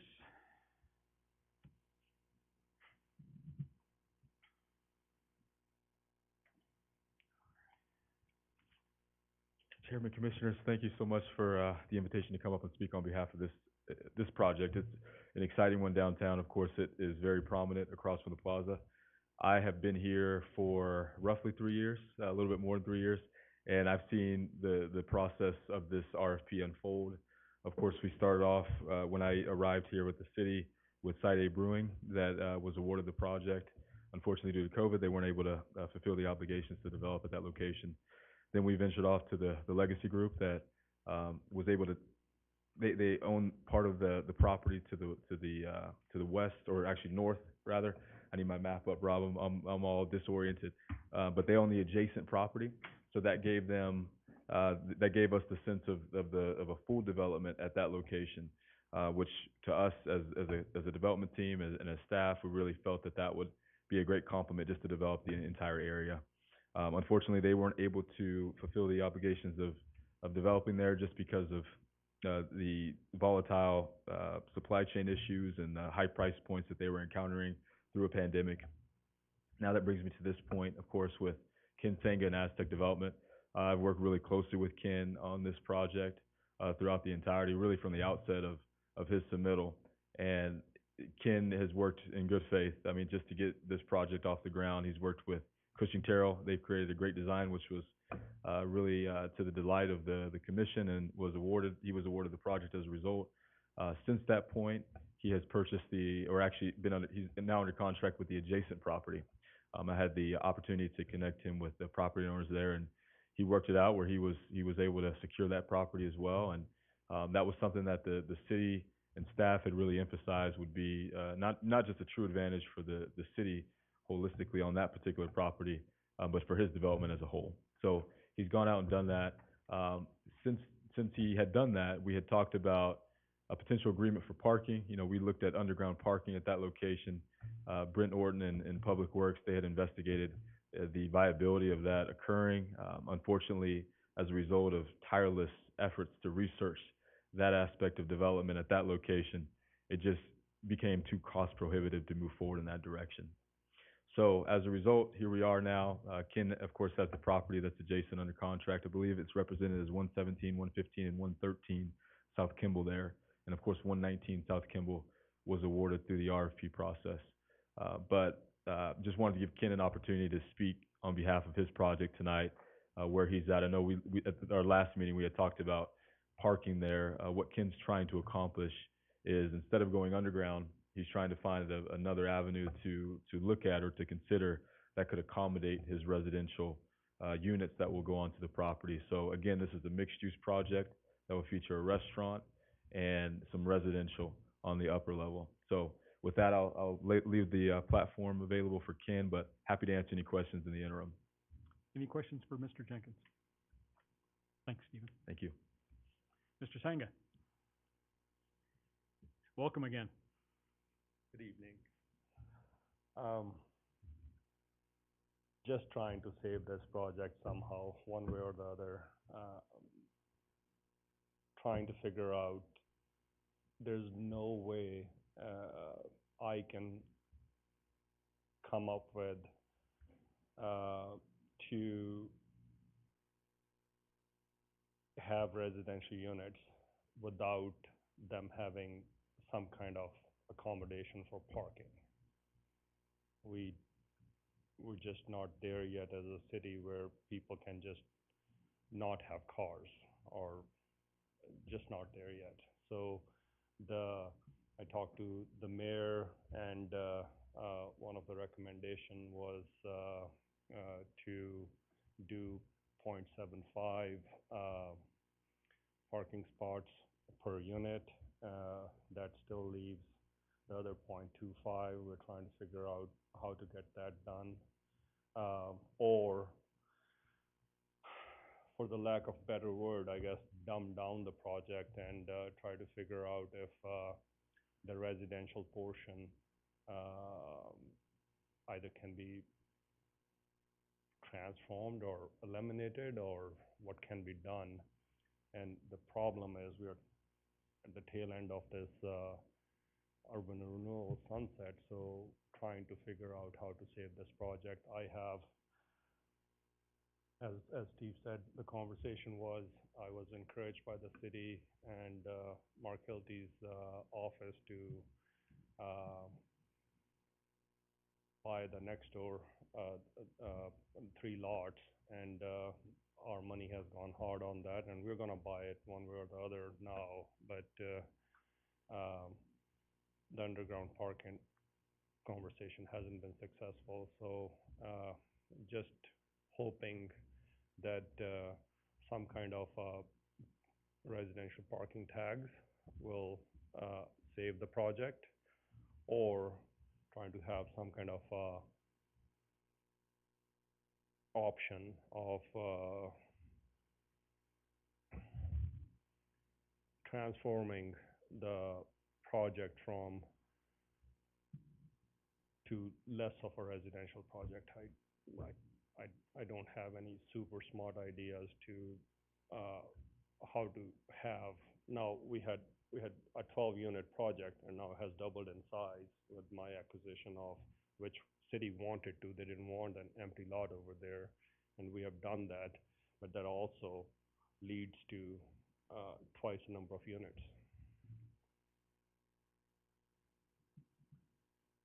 Questions? Mr. Doty? You might have something on this too, Mr. Allgood, but, how many parking permits, if you were to have to give us an answer today, that you would need to make this project go forward? So the 0.75 didn't work, but what would you need? 25, as it sits now. 0.75 is 19. So not 20. Well, if you do 0.75 of 25, it's, 18.75. Right, but if we gave you 20, that wouldn't work? It has to be 25 or the whole project's done. I'll have to make it work somehow, but put yourself in my position. Now I have other 5 units. What do I tell them? I wouldn't be able to fill them. So now I have 25 units. Now, if you told me, we'll give you 20, and you have the option of doing 20 units, I can probably make it work. But if you said it was 75% of whatever you did, I won't be able to make that work. That's fair. I can dumb down the project to 20 for 20 parking spots. We're at two places here. The ball is kind of in your court, whether you say you can go forward or not, because we've kind of made our stance pretty clear, I think. And the way the council discussed it was that 0.75 number came from a similar agreement with the hotel and DeChase Mixus on this apartment building over here. And so the council was, saying, let's keep with our trend, and if we said 0.75, let's stay with that 0.75. So, did somehow, because I don't remember this, when this started out, because it started out with 12 apartments, did somehow you get communicated to that we were demanding more apartments? No. There was no demand of anything. Suggested or anything? The suggestion was that, if you can expand your, my understanding of the suggestion was that if you can expand your project to encompass the whole, lot, the whole area, including the 3 new lots, that we will, try to help you with the parking situation. And originally it was gonna be underground. $500,000 was gonna be, contributed by the urban renewal towards that. We tried to make that work. It's just expensive. It can still work. It's $50,000 a stall. That's what the. I think the water table was very high downtown. Yeah, we did some. We are about, as crow flies, about over 150 feet from the creek, so we thought that would not be a huge. Brent and I, we went cross street to the your station under the stage, and that didn't seem like that far from the creek was gonna be a huge issue. There was gonna be, may have been some issue, but not enough, and not enough cost prohibitive in that case. But just because the spot is so tight and the ingress egress has to be, Yes. otherwise you're adding 20-some units, and then you're taking few just from ingress, egress perspective, and, we try to make work, using the alley as access, because the ramp has to be certain codes, Right. or the grade has to be followed, and, we weren't able to. So, are you, I don't wanna be stepping on your question. You're doing great so far. Okay. So, when you said you had the possibility of dumbing down the project, can you tell me what that is? Just have to, maybe reduce the number of stories, and, maybe start, the original, DDA that we were, negotiating with Mark Hilty's office was that, we were gonna do the first floor, commercial as one step, and then after that, we're gonna do the second step of residential's above that. And, What was the final floor? 3 floors or 4 floors? I think it was 3.5. We were gonna try to do like a top floor of half floor. Mr. Chair, may I just add to that real quick? What was the original RFP? Was there one, like, Yeah, two yeah. floors or three There was, floors but or what? I don't remember. Yeah, 3.5 floors. Originally? Yeah. And there's probably a picture here somewhere, but, we're trying not to change the number of floors, just the area got bigger, double the size. And, that's what I was saying, that if we do, go away from the residential aspect of the deal, then we'll have to try to probably reduce the number of floors. So when you say a half a floor, what was that half a floor gonna be? Like a veranda and a penthouse, or? It was also going to be, so, bigger units on the top floor, yeah. With the view of the plaza from the top floor. Yeah, that's where we were gonna get a place. Yeah, that's where all the urban renewal meetings were together? gonna be going forward. Together? Mr. Chairman. Mr. Moore? Question for Ken. So just entertaining some clients downtown at the two events. As I told them, I once lived across the street there. What a beautiful place for an office. I think Ophelia said something about there's a shortage of offices. That out of the question, I would think across from that, there, and, offices upstairs there, I mean, I have no idea, but observations that I've had, I think that'd be a wonderful thing. Probably. I am not an office developer. I don't know enough about that. I'm a hospitality, entertainment, residential, sports. Places, yeah. Yes. So that's what I understand. I would love to have an office over there, but I don't make enough money to afford a place like that. Boy, one of them had one there at the Village, and, Yeah. Really liked it, and they liked how it was working for them. Yes, yes. So some kind of transformation will have to happen, and I didn't know where we were if we went back to the drawing board and try to transform is that a possibility to change it into something so it's acceptable to everyone? That's. Mr. Doty? I just have a comment on something that Mr. Allgood said too, that the council was in support of giving parking permits, there's no doubt. It was clear to me. Was it clear to you as well? The issue we got into was then, let's say we give you 24 or 5, and then the hotel comes back and says, hey, you didn't give us that deal, now we want however many we're short on them, which was a lot. A lot. So, we're trying to just stay consistent so that we don't get this back and forth, and you gave them this and you didn't give me this. So that's our dilemma here.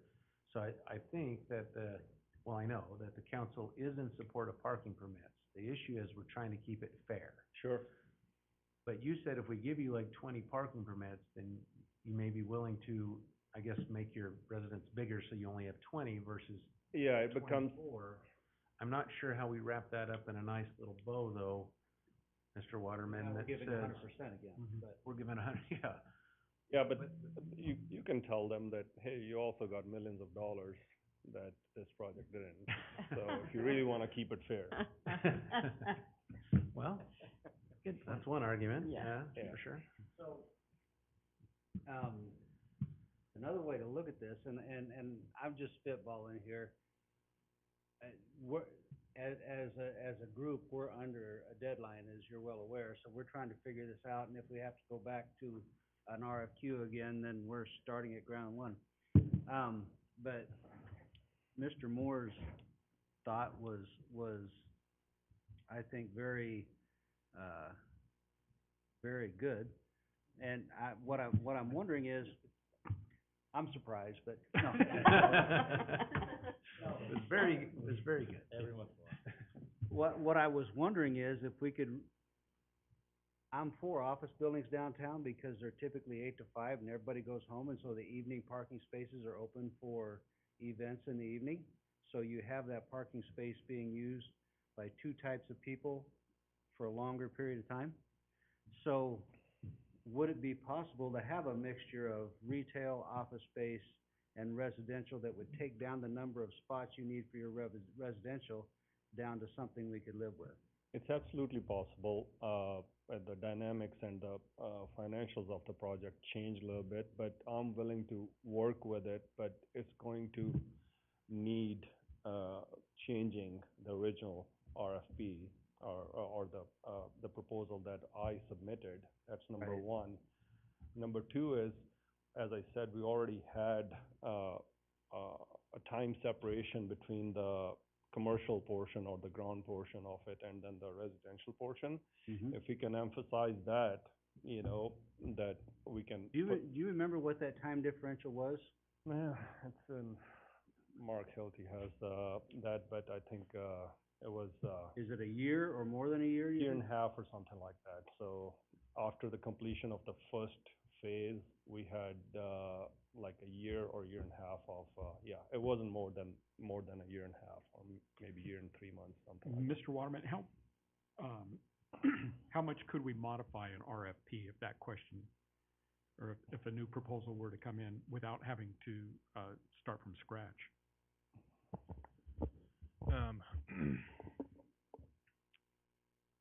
In general,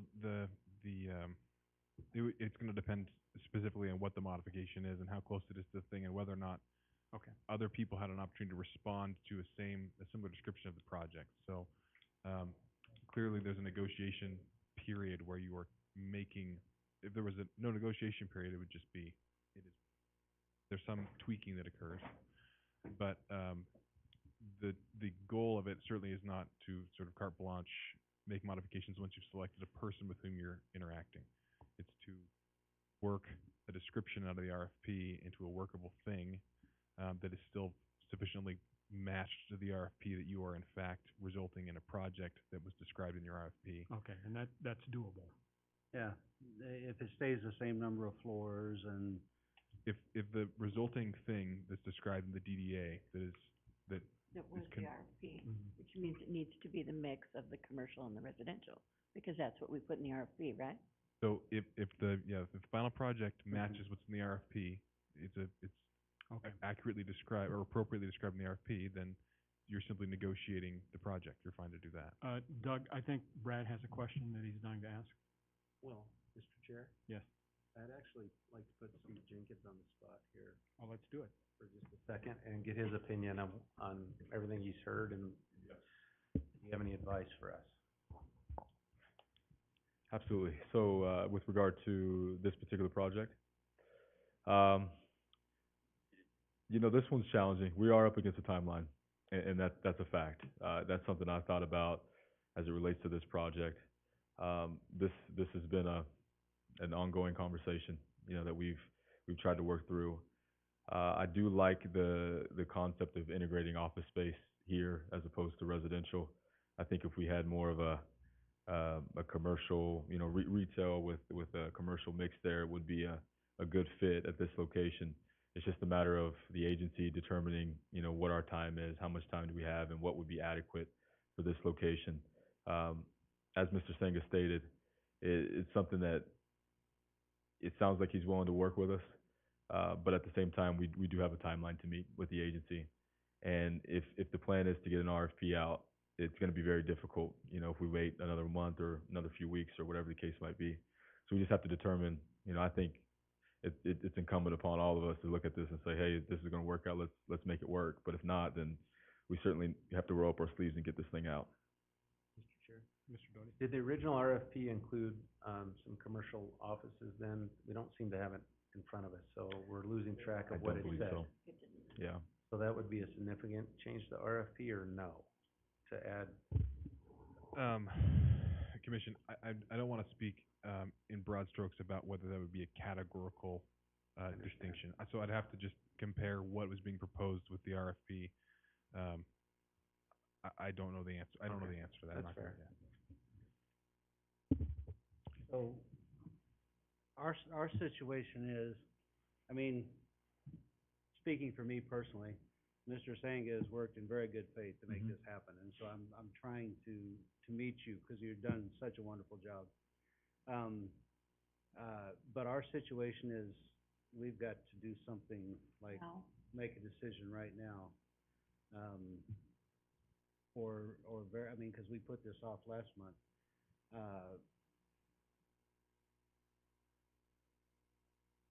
And I would be, if we meet our legal requirements, I would be for going forward with Mr. Sangha if we reduce the number of apartments and put in some office space that use the spaces at a different time. I just don't know whether we can accomplish that at this period, you know, right now. That's where I'm hanging up. So, Mr. Chair, so this gets really difficult for me, because you all know how I've spoken out about these parking permits, but we're literally like 6 parking permits from making or breaking this decision, right? Right. 6 parking permits. So we either take the fallout from the other folks that say they didn't get 100% of the parking permits they wanted and deal with that issue, but again, the circumstances are not the same as we're in now. And the conversation about your proposal went in front of the council, in which they were very much, did not want us to break this. I think it's public record, so I'm not speaking inappropriately here. Did not want us to break this agreement over just a few parking spaces as well. So if 24 parking permits instead of 20 is the deal breaker, then I think I would be inclined to give the 24 parking permits. I don't know that we have the authority to But do we it, but I don't- Well, understand. I'd be in Right. support of, sorry, sometimes my 2 hats. Yeah. I'd be very much in support of asking myself later if I would support 24 parking permits. Does that make sense? It does, it does. How do you feel, Chris? You're in the I same feel seat. similarly, yes. I believe Mr. Sangha's worked very hard to make this go, and I would, if I can make it go for you, I would. I mean, that's where I'm at, so. So. I think he wanted 25. I went with 24. Well, regardless of whatever transpires, I'm gonna be sitting right next to that property now because my money has gone hard. I can't back out, so I'm committed to half that site regardless, so whatever you guys decide, so. Yeah, I would concur with Commissioner Doty. So if we can get council to agree to 25 parking permits, you're ready to go. Yes. And I think they That will. was no hesitation there. Again, it'll be a council decision. I just think that on the faith from here and what we heard from the council, they would be in support of parking permits. Again, I can't answer for the council Right. yet. So, how many apartments, Mr. Sangha? 25. 25 apartments. So we're 6 I parking think- permits away. I think the goal that, my understanding of the goal is that as long as the project is similar size or bigger, it's already classified as a mixed use. So we can play with the mixed use part of it a little bit.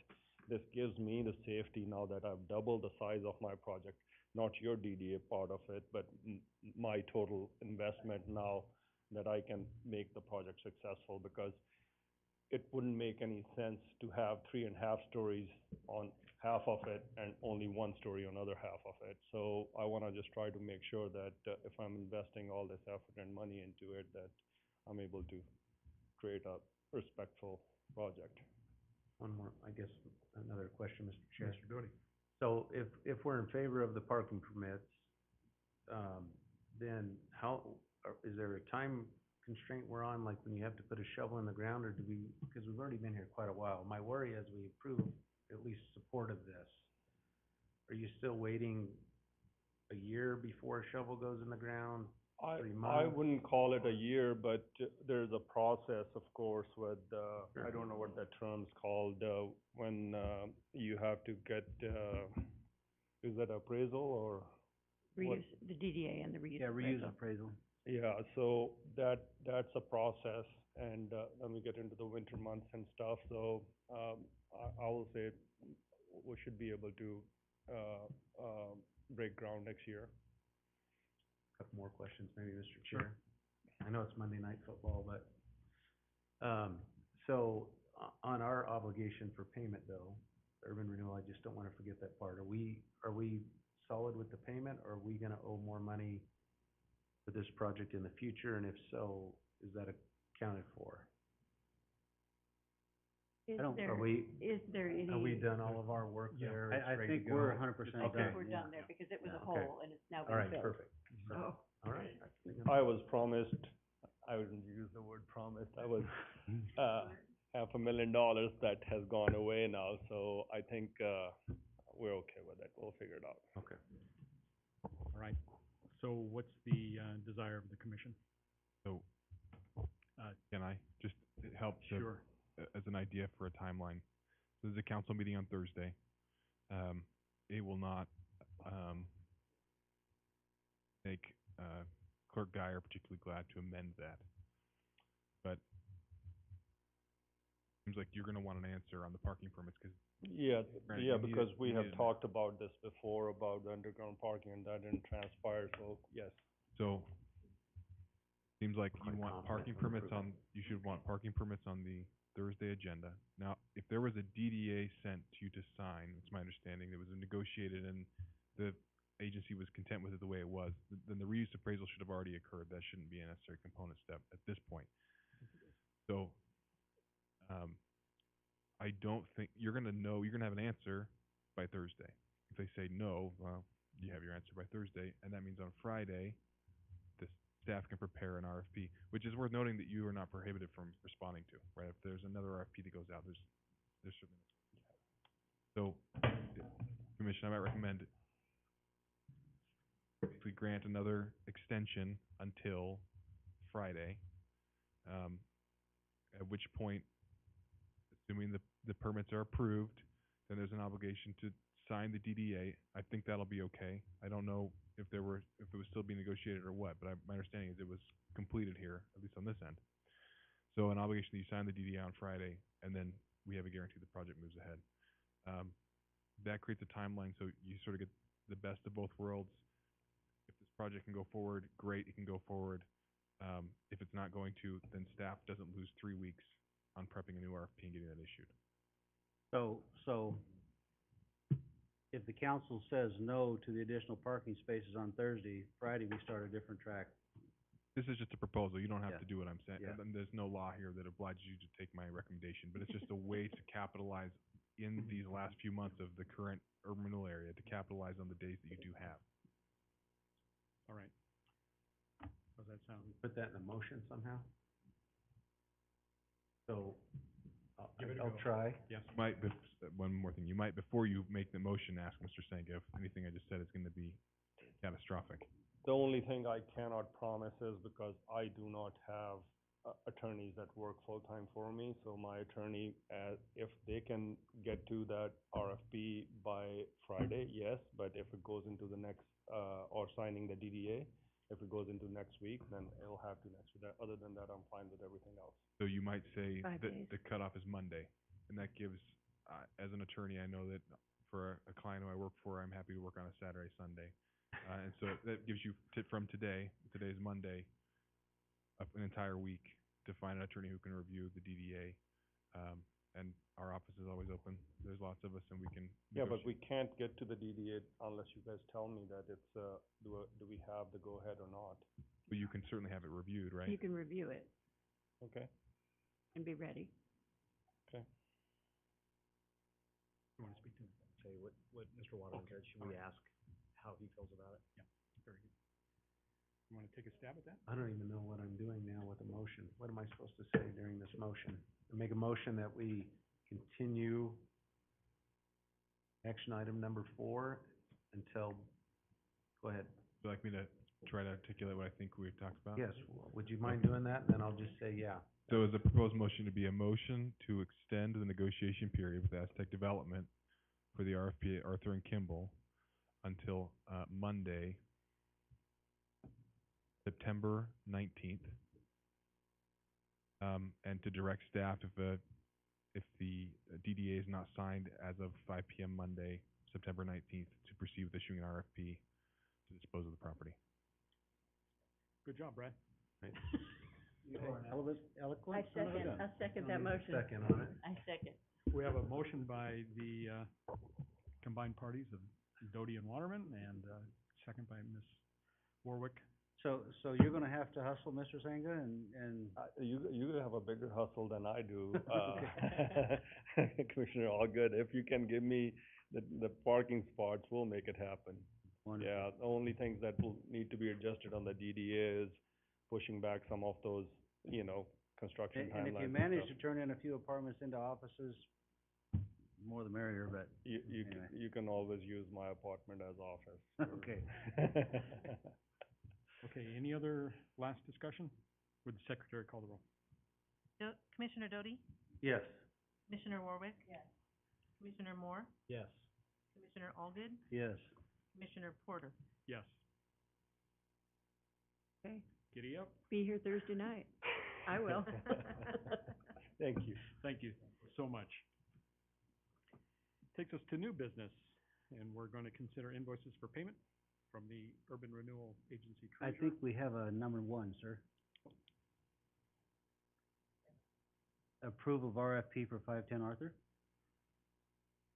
It's not on my, What? oh, excuse me. It's not on the Not on, posted no, agenda. what are you looking at? Right here, it's on mine. Huh, Oh, yeah, new business action, you're right, 510 Wow. Arthur, there it It's is. on mine too. okay. Yep, Is it's it on here. yours? Okay, very good. Let's do that then. Thank you. Yeah, it says. Hello, Steve. And again, I didn't have any paperwork with this. I didn't either, there was a lot missing out. Yeah, there wasn't much in the packet. Kind of scrambled. Yeah, it was strong as well. All right, Chairman, Commissioners, one more time, here we go. So, 510 Arthur RFP, prospective RFP. We had talked about this particular property with a group that had met with us in relation to a parking structure, and we had just had some early discussions about where a structure would make sense and what we can do with it. And of course, with Urban Renewal having ownership of this property, we had talked specifically about this particular location. And as we looked, we worked amongst our team internally with staff and just talked a little bit about the prominence of this location, particularly its adjacency to the creek. And we just felt that it was too valuable to place a structure there, or at least propose to place a structure there. So it brought us to this point in which I've drafted an RFP for the 510 Arthur location. We looked at also with this particular site, extending the boundaries of the property line into Arthur Street, therefore consuming some of the right-of-way that would be aligned with the creek, so that would allow for frontage for this proposed development to take advantage or maximize the frontage there for the creek. So that was one consideration that we had looked at, and as it relates to this RFP, it is a component of the draft. So it's something that I think would certainly add value to the property, and I think as it relates to the development community, it would certainly another factor that would draw them to this opportunity. I have had some preliminary discussions with some development groups that have expressed their strong interest in this location already. So it is something that I feel would certainly get some attention early on. And I think in that case, if we were to do an RFP, I would certainly be an advocate for an expeditious RFP, therefore having it potentially be a 30-day RFP. That way we could obviously give it enough time for other users to look at it and take an interest, but for the users that have expressed interest already, it gives an opportunity to move forward quickly. And of course, with time being against us as an agency, I think it certainly would be advantageous to look at a fast track approach to this RFP process. So with that, I stand for any questions you might have in relation to this RFP or prospective RFP that could occur at 510 Arthur. Mr. Jenkins, is this roughly about the same size as the 516 main that we awarded last month? Yes, would some of the footprints fit that we saw last time around? Yes, Chairman, to answer your question, it is a little larger than the 516 RFP. In total, it's about 0.75 acres, so not quite an acre, but very close. As you look at the right-of-way extension there, it definitely adds to the footprint of it, but it is larger than the 516. In theory, you could take a model or a proposal that was suggested in the 516 RFP and just extend the footprint, make it a little larger. But that is something that could occur. Yeah. Okay. Questions? I just want to make a statement, and I'm probably way off base here, but that is an absolutely prime piece of property. And I'm at a point where I really don't think urban renewal should give away any more property downtown based on how much value is. So I would not be against, instead of a parking lot, turning that into development, but I would want a land swap or a value that we could use money for to build parking somewhere else. I think to give that piece of property on a reuse appraisal, I think I'm just struggling with that at this point, Mr. Chair. Mr. Doty? And on that note, we just cleared out the buildings, right? So it's just flat property now. So I think that that's a great idea. So there shouldn't be, if you want the land, you should pay for the land as well. Yeah, I just, because we still have the obligation to provide parking and a structure and somewhere, and that's expensive, and so I just, when we bought it for parking, I was very excited about it being parking, because it's a good place for parking. But if we're not gonna use it for parking, then we need to have a mechanism to replace the parking. Your idea is a totally legitimate one. I just am not ready, I've struggled with giving it away for free. Yeah, Chairman, Commissioner Argo, I certainly understand your sentiments in relation to this RFP topic. I think, though, there is another side, I guess, if you look at it from a investment standpoint. I know from the outset of the agency, of course, we had undergone the RFP process to encourage development to come, and I think we've done a very good job at doing that. We've certainly hit the benchmark quite well, and we've brought in some great developments. The testament to that is the 516 RFP that was recently distributed and awarded, and that project's going to be absolutely stellar for downtown Caldwell. This would be, in my mind, an extension of another opportunity for a developer to have an incentive to come in and provide a larger investment for us to consider. I think at this location, you're going to get a variety of uses, the proposals that might come in. It really just opens up, in my opinion, the gateway for more interest to come and for developers to come in and say, hey, I do have this investment to make. It's almost like a give and take relationship, if you will, with the development community in some instances. I don't discount for a minute your opinions about taking some of the revenue and putting it toward the proceeds rather, and putting it toward a garage, or at least the concept of a garage or a structure in the future. I do think, though, we have some other mechanisms for funding a garage that we've considered that we feel would be viable. But as it relates to an RFP, I feel that there's some inherent value to having this incentive in place, and providing an attractant for different developers to come in and say, I'm gonna put my absolute best foot forward, which again was a testament for 516, the RFP that we had there.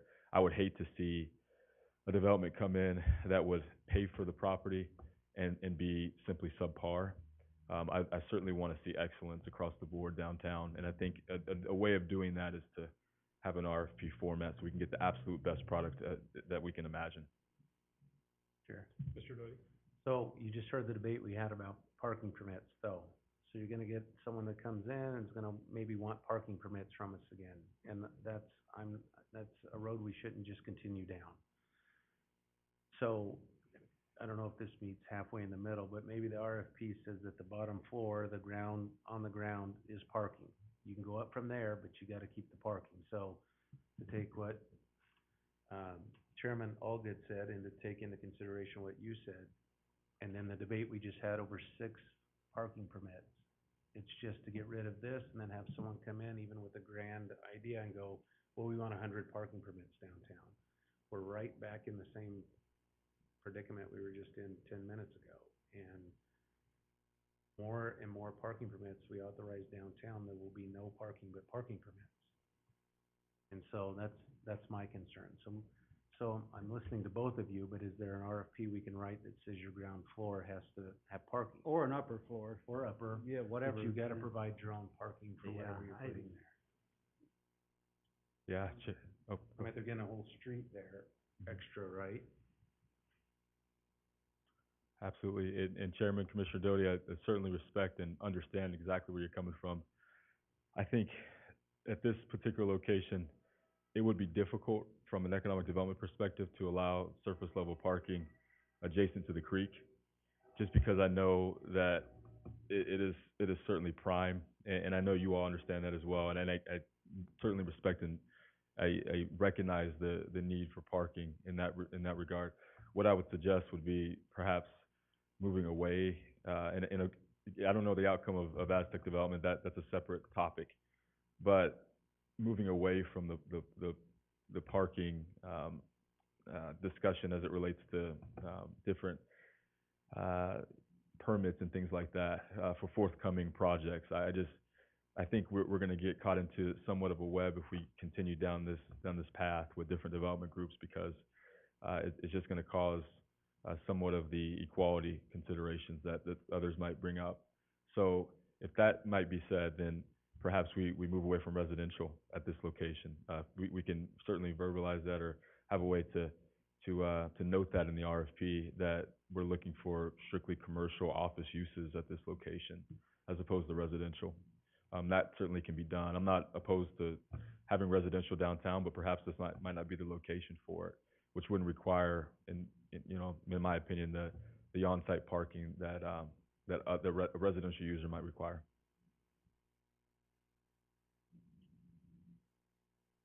So, we have a discussion down on the attorney's report on D about, the potential of identifying an additional allocation area at the downtown that might play into what we're gonna do here as well. Okay.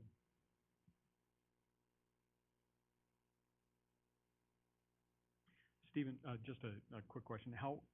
If we were to put in the RFP that this is the property for sale rather than, going through the reuse appraisal, how hamstrung would you feel in terms of getting the quality responses that you need or that we want?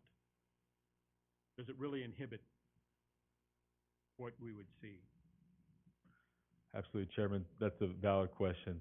To be honest with you, I don't know what the response will be. I was quite surprised, just to be frank, with the Smead Parkway RFP that was issued. This was an industrial property, which is very different from what we're talking about right now. I just know that we're in a climate or an environment of a lot of volatility with, obviously the supply chain issues are still persistent, and the high price points that are out there with construction and labor, et cetera.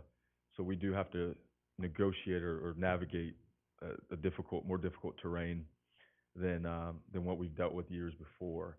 So I'm not certain as to what the outcome will be. Perhaps it won't be, or be minimal impact. Perhaps it will be a drastic impact, I'm not certain.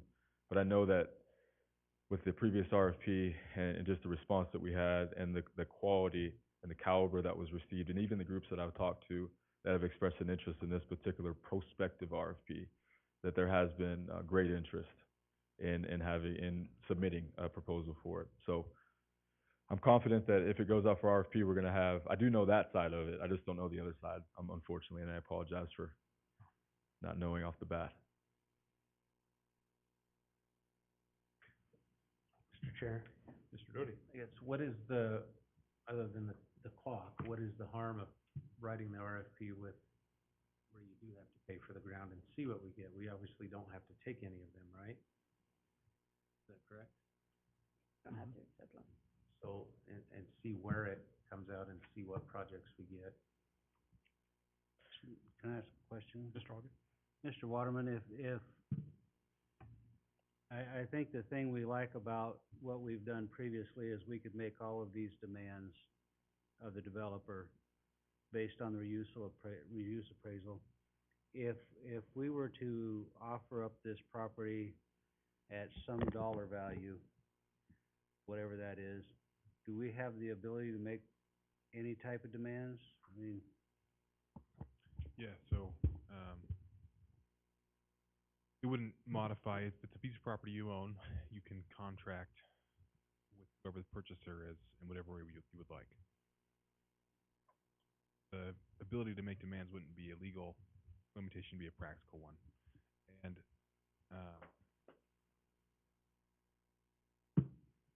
ultimately, want to include a price. The property, of course, has been sitting there in the condition it's in for some number of years and hasn't developed. The RFP would present a different piece of property because it would include that street and that building is gone, so that should increase the value of the property to some extent. But what you're gonna get, broad strokes, is a project, a X million dollar project with whatever the purchase price of the land is subtracted out of whatever's built there. And Stephen may be able to disagree, but it seems like whatever the project costs are, there's going to be a number where if we do this, it pencils, and if they're obliged to expend dollars on, be it you oblige them to have copper roofing, or you oblige them to have on-site parking, or you oblige them to do whatever the expensive thing is, or you oblige them to purchase the property, it's just going to be a factor in the RFP response. So you will get an RFP response to build a thing that is whatever the purchase price is, less than you would get if you offer. So if we were to offer it, it's somewhat of a slightly discounted rate, and said you can build the structure you wanna build there, including residential, but whatever you build there has to have parking on site, period. You can build retail, you can build, you would have to build retail on the ground floor, but if you went above that with residential, the demand is that there be parking for every residence on site, no street or whatever. We would have the ability to say that. Yes, regardless of whether or not you put a quote-unquote purchase price on the property, you can write into the RFP whatever the specific articulation is. If it's must have sufficient on-street parking per current Caldwell City Code to accommodate whatever the use is, or if it's residences, I can't remember what I guess it's a single parking space. If it's commercial, there's some, I think, calculation done based on square feet or something like that. And so you could say must be self-sufficient parking-wise, and we care less about the mix of things. But whatever the mix is, you got to have enough parking stalls on site to meet the need of final product. That'd be a fine thing to put in RFP. And charging money as a part of the purchase price wouldn't legally deplete your ability to request that. I think to some extent Stephen's point is, if you're obliging someone to build on-site parking, it's because it's not cost efficient to do that, which makes sense. Having a piece of your property sit as a parking stall doesn't generate any revenue for you. So if you can use on-street parking, that's much better. And so if you're obliging them to do on-site parking, that is essentially a cost that changes the way the project pencils. And so whatever the list of things is that you require in terms of cost, be it on-site parking, be it a purchase price, it's gonna just have a one-to-one direct pencil across in whatever the calculus is to determine what it is gets built there. And I don't know, I guess Rob does good math, so he could tell us. But I don't know, you could have to just figure out, okay, if we put in $1 million worth of cost obligations up front, how many years does it take to generate tax revenue to cover that $1 million? So we're getting the present value of $1 million and deferring recovery of the $1 million over some number of years because the value of the thing is lower and so the property tax paid is lower.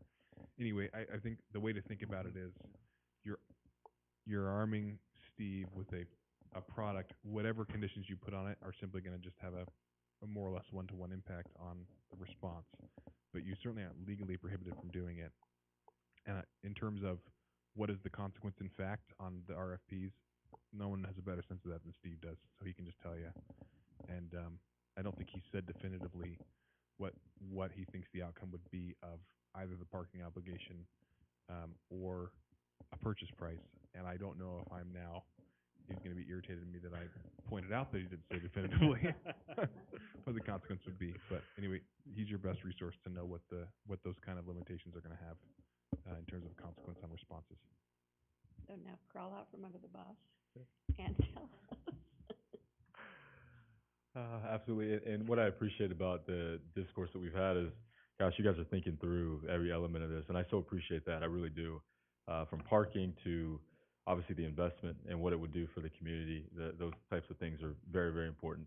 I just know that the preliminary discussions I've had with the prospective users that would be participating in this RFP, it certainly, I believe, would have an impact on the overall, project that was submitted. Because again, Douglas pointed out very articulately what you have, the product, the final product you have, it just needs a pencil ultimately, and it's something that I know is going to be factored in to the equation. As you all know, we've had a variety of requests that have come forward from different users of different sectors of our economy, and it doesn't matter what it is, it's just going to have an impact one way or another. So I'm a proponent of, gosh, I want the absolute best for Caldwell. It's going to be here for a very long time. I just want to see excellence with every project that we have. And how do we get there?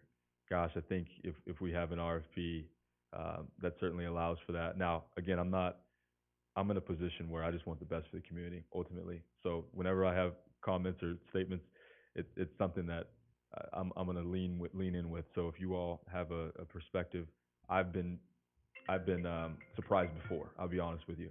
So if there's a call to offers and it comes back favorably, I'm happy in the end. My pride is totally out of this. So I just want you all to know I'm going in any and all directions that you all want to move forward with. Mr. Chair. Ms. Warwick? And I respect that entirely. You know what's out there, you know what you've talked about people with.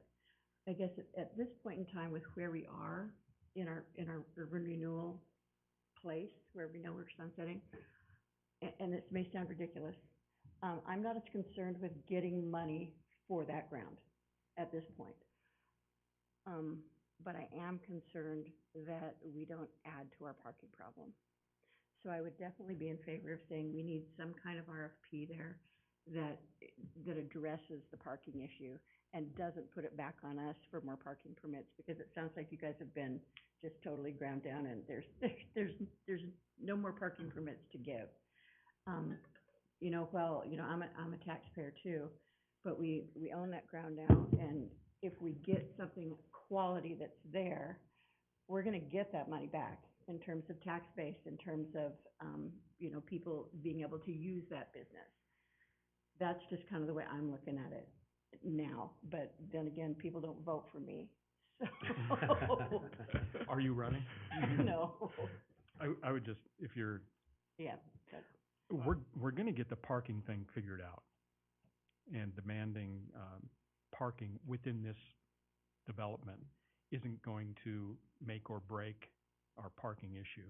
I think there's a garage coming, and to hold up this kind of opportunity for a few parking spaces is a little bit short-sighted too. Not that it's not a real concern, but we are gonna get the parking thing figured out. and it's gonna be wise, and it's gonna be smart, and it's gonna be something that we're proud of. I think, if we short sell this with a demand for parking, I mean, developers have to have their eyes open. They can just walk down there and see, oh, there's no parking. You know, that has to figure in to their design and whether or not they even respond at all, from my perspective. So, And fortunately, we've been blessed, and I think a piece of ground in Caldwell is every bit as buildable and usable as a piece of ground in Meridian or Boise at this point, downtown. And so I think that, now, I'm not pushing to sell it versus just a standard RFP at this point. I'm just saying that we have real value in downtown property here. And I think our ability to ask for, as Stephen is saying, for the absolute best is definitely within our capacity. so in a sense, that's the value that we look for. Rather than cash in hand, we look for value that takes the status of the project even higher. Yeah, and again, I'm not someone who is in favor of downtown residential, but if that were if that were a request, then parking for that residential would have to accompany it, you know, kind of thing. Here, Mr. Roy? Yeah, I totally agree. No, I don't wanna get in this parking permit debate, so I don't know where we're gonna go with this RFP, but certainly it should say that we're not providing, at least, I'm only speaking for myself clearly. We're, yeah, that's just out. So if they can't come up with their own parking or don't want people to park in the street. So I think the action item is just whether or not we're gonna keep it a parking lot, or we're gonna let Stephen prepare an RFP, whatever. Because we still have to look at the RFP before it goes out, correct? Correct. And that'll give me some more time to decide if we should charge the land or not. Yeah. Mr. Chairman, Mr. Moore? I think if we put restrictions on what we would like to see there, it's gonna make it a very tough project to finance, a very spendy project to finance. Yeah. Mr. Chair. It is, but clearly with what I do for a living, there's, I think, on Chris's point, and if I'm off, certainly correct me, but people are buying land everywhere that don't get it for free and are developing very nice projects. And I think what he's saying is because we've allowed that and Caldwell is so nice now, that there is some value in that now, whether you put a price on the land or not. It's not like everybody's gonna go away. They're gonna want that, especially if they can go across the road and right up to the creek. And to say, well, you just get that, and I know the attorneys don't like this, for free, depending on that equation, so it may not be free. But in a taxpayer's mind, it's free. You're giving it away for free. I also understand that's what urban renewal is for, but I think we might be to a point that maybe we shouldn't do that. We're at a point where it's pretty nice if you had a piece of property downtown, much like our other cities that don't have urban renewals that are selling property. But don't forget, all of our parking problems are gonna get solved. Jim says so. Yeah. Mr. Waterman, if this were to be a piece of property that sold, closing date is springtime, what does that do in lieu of our sunset? So, a preliminary question for Steve. Were you looking for, to bring an RFP back, or were you looking for a thumbs up to issue an RFP? Great question of clarification. I'm looking for a thumbs up to distribute the RFP. Yeah. Because of the timeline we're on. Right, So I think, right. I don't think, unless you wanna do a special meeting 48 hours from now, which is a fine thing to do, to talk about the proposed RFP, we are in the deadline. Now, in terms of a closing date, I don't know what the proposed, award date for the RFP was, and when you may end up, sorry if you can't hear me. Anyway, you may end up with the only people being able to respond are people who can afford to buy the property and don't need to finance it. If you're gonna have a short enough response window. And I don't know what if that's 80% or 7% of the people Steve's been talking to.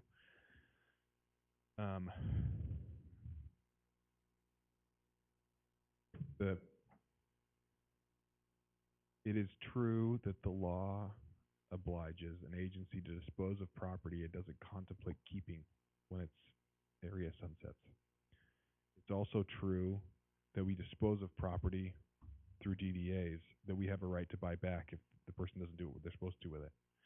And so if we wind up in a circumstance where something is hanging over the year, I think if we're doing our best to do the thing we're supposed to do, which is dispose of the assets of the plan area as they're supposed to be disposed of, that it's not a legal catastrophe where we're going to, suddenly the property, is we yield it to the county or something and we lose the value of it.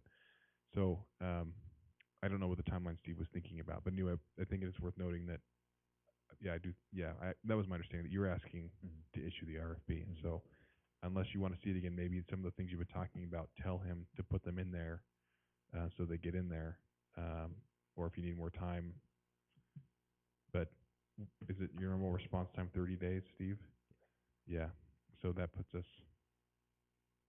in October, I think is the month that comes after September. It's a little late, but anyway.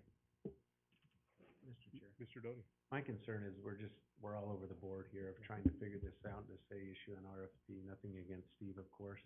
I value his opinion greatly.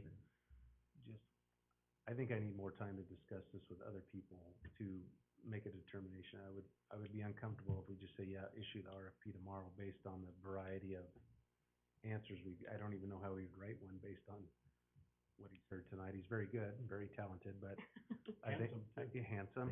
But I think we're kind of been all over the place here a little bit, and I'd hate for him to do all that work, issue one, and then we go, absolutely not. How did this get an RFP without us looking at it at least? Could we contemplate maybe having a short meeting in 2 weeks to review the RFP? Maybe Steve could get it out to us ahead of time so we could take a look. If we had a sample RFP earlier that we could look at, yeah, I would be fine with the short afternoon meeting, 4 or 5 o'clock.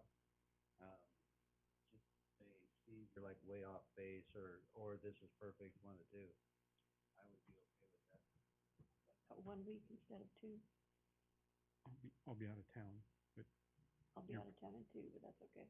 Oh, you will? Okay. Do you want to chair the meeting next week? No, not too much. I could call in. Or when does it sunset? When does the renewal? End of the year. December 31? So there's still a little time. We still have a little time, yeah. And to be quite honest, even if it sunsets, which I know that's a concern of you still have the property and we can still move forward. So if we, as a group, decide, nope, the land's gotta be sold, I imagine it's gotta be appraised. Unless we come up with some obscure figure that we just pull out of the air of what it is. Norm Brown could tell us. You still don't lose the money. The city still will get the money eventually. I think the real question is whether or not we charge for the land or not, and I would just like more time to get Steve what I think about that after I talk to some constituents. How about that? Yeah, and Chairman, Commissioners, just food for thought, one of the RFPs that was issued on Smead Parkway was a call to offers. So it wasn't necessarily a definitive price point that was required to participate. So it allowed us to be pleasantly surprised with the outcome as opposed to having, a number that we had identified before the RFP was issued. I like that. That's interesting, yeah. Okay. I like that. would Thursday the 23rd work for folks? Does that? Okay. Oh, wait, the 24th. Chairman, real quickly. Yes. Not to go off on a tangent here, but has there been any kind of environmental done on that property? Is there any type of tangible environmental? Chairman and Commissioner Moore, not that I'm aware of. I do know that within the demolition process, there was some, mitigation for asbestos, but, beyond that, from environmental site work, I don't believe there's been any formal, surveys conducted. On the 26th to the 30th. So the 23rd doesn't work for our clerk. I'm gone. Can I go back? I could call him. I kinda agree with Brad, I don't know that we're in that big a hurry to do it at our next scheduled urban renewal meeting. Are we in that big a hurry or not? Steve, are we in a hurry? You know, I would like to say no, but I know that once it's awarded, there is a process for negotiating, as you all understand. But, yeah, I would say if possible, you know, the sooner the better. That way, I can just go out with the information and say, here's the product that we have, and we can start sending it out to prospects that are interested in, participating. I don't think that there's a drastic hurry, but I do know that there's a little bit of lag time between, you know, the point in which they have a shovel in the ground and our negotiation period. Sure. Yes, sir? In the request that you're requesting to send out, Steve, can you put in there so they know we're not sure if we would sell the land, or what's the other term we use when we offset the land cost? Reuse appraisal. Or do a reuse appraisal that we're not sure on that yet? Is that a possibility to see what feedback you get back? What was that thing you said earlier? Call Yeah. the offers. Don't know if, and maybe Douglas can correct me, but I'm just not familiar with distributing an RFP like that, whether kind of having option A or option B. I'm not saying it's impossible. I'm just not familiar with the process. Do a call to On the call to offer, is that where somebody says, I'll build this and I'll pay $1 million, or I'll build this and I'll pay nothing? Is that what a call to offer is? Yes, yeah, and that was the format that we had followed for the Smead Parkway RFP, the former McCain Foods property. We received 8 proposals at that location, and they varied in not just the price that they were offering, but the scope of the project. And we selected what we felt was the best fit, not the highest price per se, but just the best fit for the project. So it was a call to offers on the front of, here's the proposed development, and also the price that we're willing to pay for the property. Out there, we were asking, we started out at $1.80 a foot, and I think that dollar amount went up, and, I don't know what it is now, if we even asked for, but, Yeah, just to answer your question, Commissioner Allgood, it came in, the final price was $8 a square foot. And that was something that we didn't establish. It was rather arbitrary in the sense of the developer saying, here's what we'll pay for the property. Even, do you see a downside to doing call to offers with this particular property? Not necessarily. I would just say that, I'm just cautious as to what might come back and what the product will be. I'm just so familiar, again, because I'm a little jaded with the process. So take my my feedback with a grain of salt, if you will. But I know what we've experienced with our former RFPs, and I understand that with the 516 RFP, for example, I saw what came back as a result of what we had issued, and I know within my preliminary discussions there has been an interest in participating in the RFP as it has been distributed traditionally.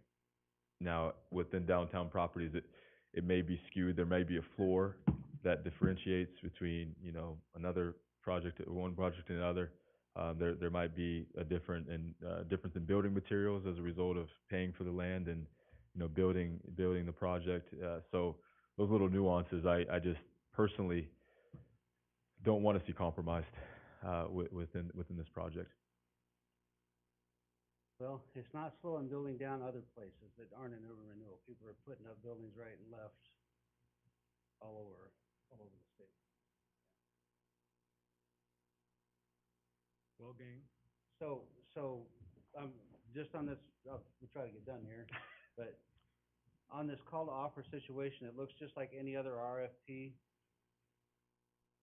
but they have the ability to enhance their proposal with a dollar amount? Mm-hmm. Absolutely. Yeah, Commissioner Arvid, absolutely. That's the format. And a developer can come to us and say, here's what we're willing to pay for the property, and here's the project that we would like to, have considered to be awarded. I'd tell you, I kinda like that. Which doesn't preclude somebody from coming back and saying, this is my project, I'm gonna invest this much money, but I can't afford to pay for the property too if you want this kind of building there, right? And it does, then we can consider it and say yes or no. Mr. Moore, how does that sit with you? Sounds too good to be true.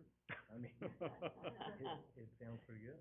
You must be a good card player, 'cause can't read the emotion. Why we wouldn't entertain something like that. Okay. Would somebody like to make a motion? I would say this, the longer we wait, the more things break. Yeah. And the price, cost, and the process, so.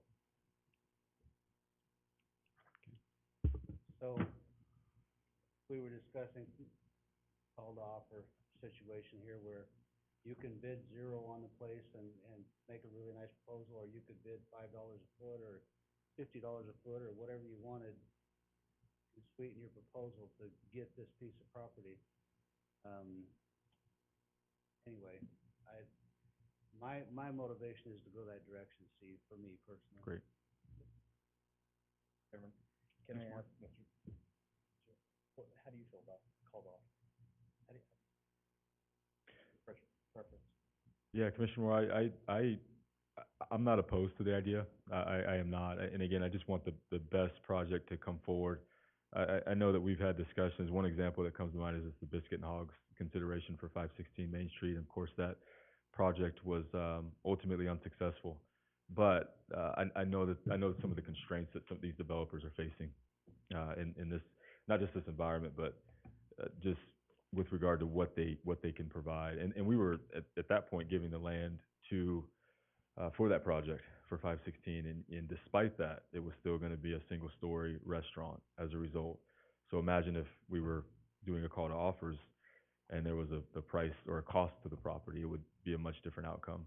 So those are the things I think about. I know with the Chase Mixes, with the Creekside project, I've talked to them as well, and I've learned much more than I had cared to know before about development, is the little nuances that come forward as you talk to different development groups. But each floor is significantly more costly as a result of the environment that we're in. And quite frankly, with the Creekside project, I just don't know if we'd be where we're at today, seeing development there, if we were to charge for that property.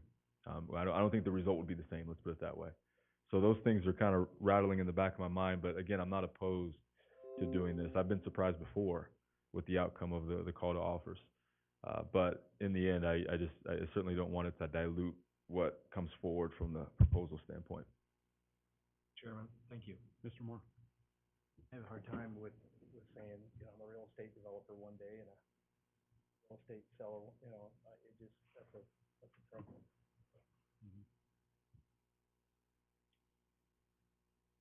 I didn't really, I'm sorry, to give away property or to sell it, to charge for it, I think it's several hats to wear. well, we need to move this thing Have to forward. decide something, you gotta decide something. What's your pleasure? What's your pleasure? Chairman? I kind of like the call to offer format. It's something we've never tried. It's not going to hurt us to try it. We have the thumbs up or thumbs down on anything that comes past us. And in a month, we will know what we're looking at, whether it's the wrong bait on this fishing expedition or whether, we surprise ourselves. If that doesn't work, we can go the other route, but we'll have to hustle. And Steve is a point guard, so he's fast, he's agile. So Stephen, how long will it take you to put something together that we can all look at? Yeah, Chairman, Commissioner Allgood, it would be a quick turnaround. I mean, the draft is in place, so it would just take some verbiage to be put into place that would dictate exactly how the format would be for a call to offers. We do have a template in place from the previous Smead Parkway RFP, so that can be adapted, or modified to be included into this RFP. So it'd be a really quick turnaround. So, I think what I'm hearing is, we just need to set a date to discuss this again. Okay. On a RFP call to offer basis. Or conversely, and I don't want to speak out of turn, Chairman, Commissioners, I apologize if I'm doing so. But what could be approved tonight potentially could be an RFP to be distributed with the call to offers, incorporated into the RFP. Of course, I have the draft. Our legal team, as they do so well each time, they review it thoroughly to make sure everything is appropriate and suitable to be disseminated. And Well, what are the RFP requirements? Say you can build 3 stories of apartments, or does it say it all has to be commercial, or what does it say? yes, Commissioner Argo, what it says is, it says that mixed use is something that we look at for development. So that could be a variety of things. It could be residential, it could be commercial, it could be, retail, it could be a number of things. So it's not very specific on that. It just speaks to the project being a vibrant project that adds more momentum to downtown. So it does have that language in there, but it's not specific as to residential, commercial, retail. Again, I would be 100% against anything that would result in someone coming to us and saying, we need you to fix our parking situation for our new project. I would just be 100%. Okay. So do we want to ask Steve to prepare the RFP and then come back for a look at it? How is the 21st? Are you in town, Julie? Wednesday afternoon on the 21st? 4 o'clock? Can we do that? Angie, can we do that? Sounds like a date. Wednesday. No, we are gone, Debbie and I are both gone, the 20th is the end of Monday, Tuesday through Friday, What, Monday? Monday, Monday the 26th or Monday 19th?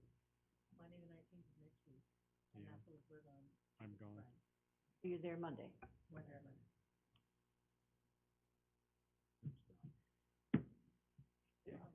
On the third person, we can say, hey, can you- How about this Friday? Right. Friday. I'm gone. Just, oh, okay. Oh. Sorry. Nope, it's fine, totally fine. And I appreciate the effort to get together again. One thing that crossed my mind was that perhaps I can, with your direction, I can format the RFP however you like. I mean, I could put in there, it's more favorable to have a mixed use without residential, or if there is residential, then parking needs to be required. And of course, I can bounce that off our legal team for final review. I think you know what our intent is. Mm-hmm. I would say I would trust him to know what our intent is. Go for it, and we have the option to accept or not accept any response that we get. You're saying trust Stephen? I am, Oh, my. I am. Mr. Attorney, should we trust Stephen? Always. Okay. Yeah, Another something thing to that I think regularly occurs with these is there are questions arise in agencies and cities for bids and everything. They issue addenda, sorry, with the plurals, addenda, that helps clarify things. So, if you direct Stephen, based on the conversation tonight, to issue a call for offers, I think he's heard the concerns about parking and knows that that's a primary concern. Call to offer and schedule an opportunity to review. You can issue an addenda, as long as it's not catastrophic, it shouldn't create a problem for the responders, right? And that would be a fine way to accomplish the same goal of review and also capitalize on the days we have. So, it just depends on whether you're comfortable with that or not. And I trust Steve. He could sell whatever it is I own, but I also understand that you have the obligation you have, so it's a decision, so. Thanks for that clarification. That eases a lot of concern, I think. We need a motion. Yeah, please. So I make a motion, we authorize Steve to prepare an RFP based upon the things that we've talked about and get it out as soon as he can. Okay, we have a motion by Ms. Warwick. Second by Mr. Moore. Would the secretary call the roll? Commissioner Warwick? Yes. Commissioner Moore? Yes. Commissioner Allgood? Yes. Commissioner Porter? Yes. Commissioner Doty? Yes. Very good. Man, I'm really glad I didn't skip that item, right? Okay. Did she need to leave, Rochelle? Is she? She did. Okay. So, Doug, do we table those items, the invoices for payment and treasurer's report? Chairman, you can if you would like. I'm not certain how explicitly these are set out in the packet. And certainly table the report. I But it feel doesn't somewhat want to table the conflicted. payment to this I think morning. you better approve I feel conflicted because I see our name on there. Yeah. But I feel like there are other things on there that are even more important than. Yeah, and those are very routine in nature, and we see them just about every month. We do. So if we have the confidence, we will entertain a motion to take care of those invoices for payment. So moved. We have a second? Second. Okay, we have a motion by Ms. Warwick, second by Mr. Allgood. Any discussion? Will the secretary call the roll? Commissioner Warwick? Yes. Commissioner Moore? Yes. Commissioner Allgood? Yes. Commissioner Porter? Yes. Commissioner Doty? Yes. And then with your indulgence, we will table the treasurer's report for this month and revisit that next month. It takes us to Mr. Douglas Waterman with the attorney report. Douglas? All right, good evening all. I will do my best to relay the updates as is normally the case when I'm here. It's because Mr. Hilty is engaged doing something else he's obliged to do, and you suffer the consequence of that. But so the update I have on 213, 215, and 217 South Kimball is that we're still trying to schedule a meeting with the developer and his legal team to outline the DDA. Drafting and negotiating will start from that meeting. The update on Creekside development at 7th and Main Street, that's under construction. There were impacted soils, and they've requested $31,000 to reimburse their documented cost in dealing with it.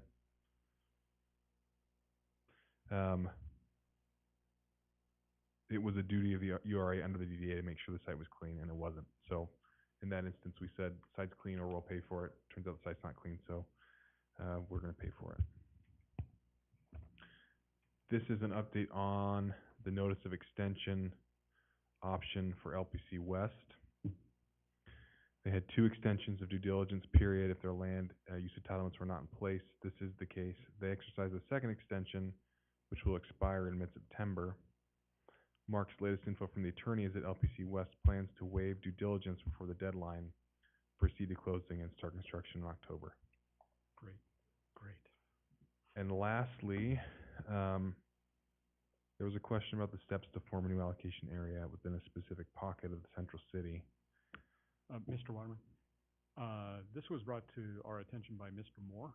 And Dave, do you want to give us a kind of an overview of from your perspective of being a native Caldwellian and living in the north side, you know, what you see and what's driving your interest in this and where you see it?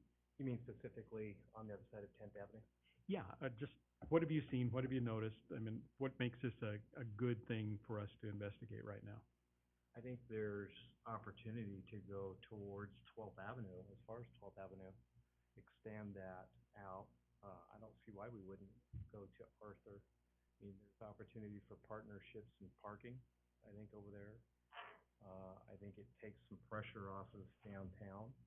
There's good accessibility underneath the 10th Street there next to Indian Creek. I think there's some very desirable places that are underperforming there as I see it. I think it would be a great idea. Since we had I think it would bring a lot of that up to date. Yeah. It's hard to have the gateway into the city on one side looking so pristine and on the other side looking like it's been untouched since the 70s. Walk around there and look. I live at 13th and Arthur. Yeah, Yeah. you know. I know what you mean. So I don't see why we, you know, you've got a walkway there, accessibility, and it's, what, in that 5-minute walk? There. So the discussion is identifying a new urban renewal area, allocation area? And you're thinking go as far as 12th or 13th to the east, is what you're?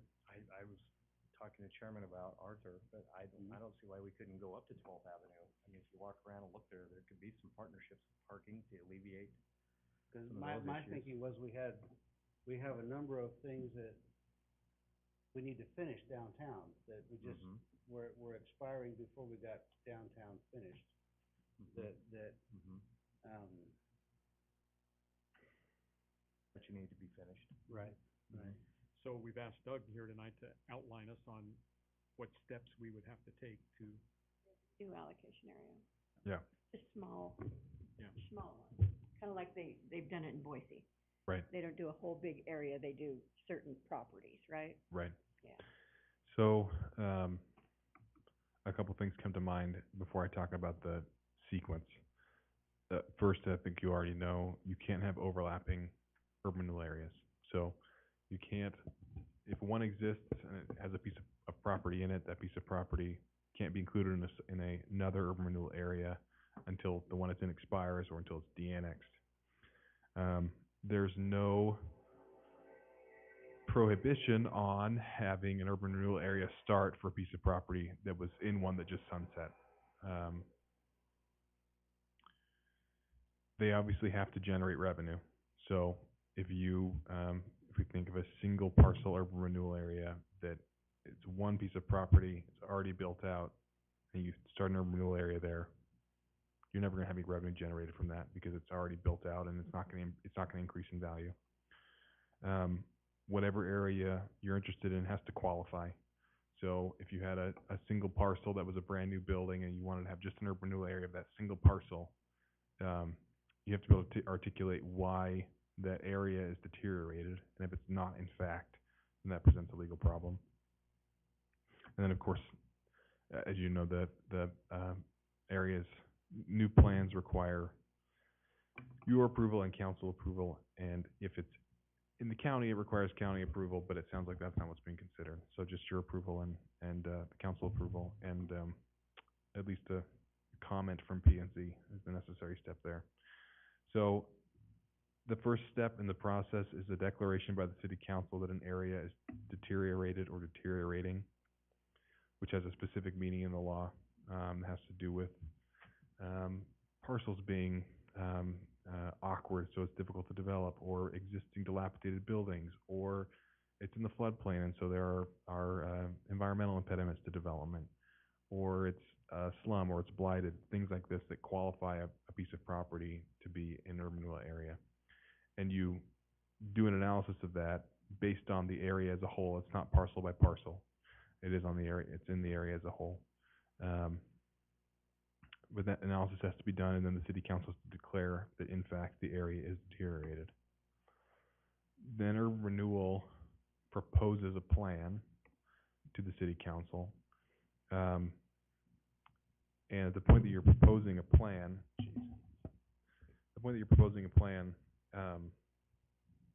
you're talking about having a feasibility study done, which is an analysis of the existing values and the potential the development might increase those values and the revenue it might generate. And you need a project list from Rob and his compatriots that describes, here are the things we want to do, and here's the estimated cost. And that all works together to sort of put together, okay, here's our area, here are the things we intend to do, here's the revenue we will generate, that we expect to generate, and here's how we're going to accomplish the projects.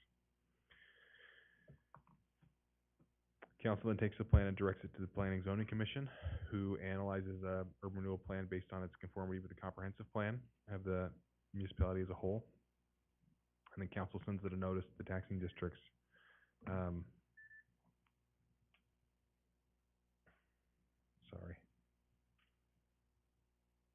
It's actually Taylor yet calling me, so I'll get after her about that.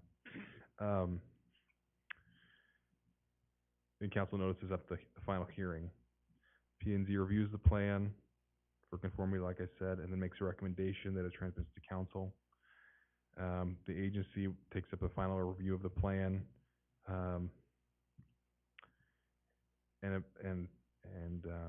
approves it upon final review. And then there's a final hearing before council. And if the council approves the plan, then you transmit the plan to the county and the tax commission for the applicable Idaho code.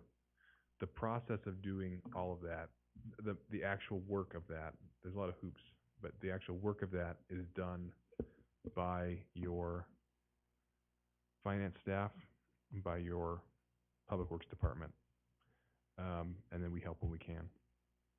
And then also it's done by, at this point, at least for the most recent plan, by an outside consultant for analyzing the revenue generation and what that would look like over a 20-year period. Every new plan is retroactive to the first of the year, which is to say that the year in which the plan originates is the base year for calculating how much increment there is above and beyond the base value in that area. So it doesn't really matter in the year when you adopt a plan. You almost certainly do not have time to do one by December of this year. It's a 2023 project if we did it. Yep, and it's the kind of thing that if it's something that a city is interested in, an urban renewal agency is interested in, they should start January 1, basically with a meeting to figure it out. For those of you, 3 of you will recall with vividness the experience we had in 2019, which involved a final denial in front of the county of what would be their involvement because the plan was in the county in December. I don't remember what the date was, but it was, we have to have 30 days to notice of the final hearing. In fact, I think we may have even noticed of the final hearing. And that's not a world you want to live in. And even this last plan that was adopted, it was again in the end of the year, and it's sort of inevitable. That's what happens with a plan that doesn't involve a lot of agricultural property. Doesn't involve the county. It's a whole lot easier. Ag land, if you want to include it, has to have consent from the ag owner, which is time consuming, and we have no control over their responsiveness. But anyway, you don't have time to do it this year, which I know is not what your intent is. I think maybe if you got started right now, maybe there's enough days in the rest of the year to get it done, but practically speaking, there isn't. And if you're interested in next year, then you'd want to start January 1, basically, identifying what the area would be and then asking us or whoever is going to do the analysis whether or not the place you're looking at actually qualifies for renewal activity. And hopefully that was more or less what covered the questions that there were. Yeah, it does. Okay. Thank you for that framework. And thank you, Mr. Moore. You bet. Okay, that takes us to our commissioner reports. Anybody have the energy to give a report?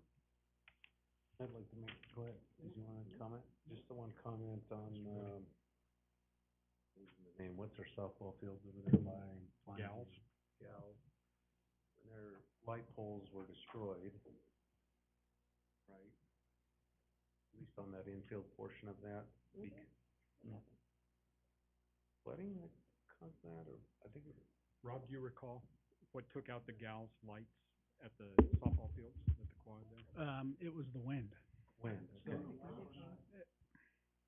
Structures were put up by the Gals group, and they were never approved officially by the city, and so they ended up using recycled poles from Boise that actually weren't designed to hold the light racks that were installed on those, and so the wind took one of them down. And after that, we went out and analyzed the remainder, and we had them all taken down. We weren't sure what kind of structural stability they had. So on that though, the insurance only gave them $8,000 to replace those, my understanding.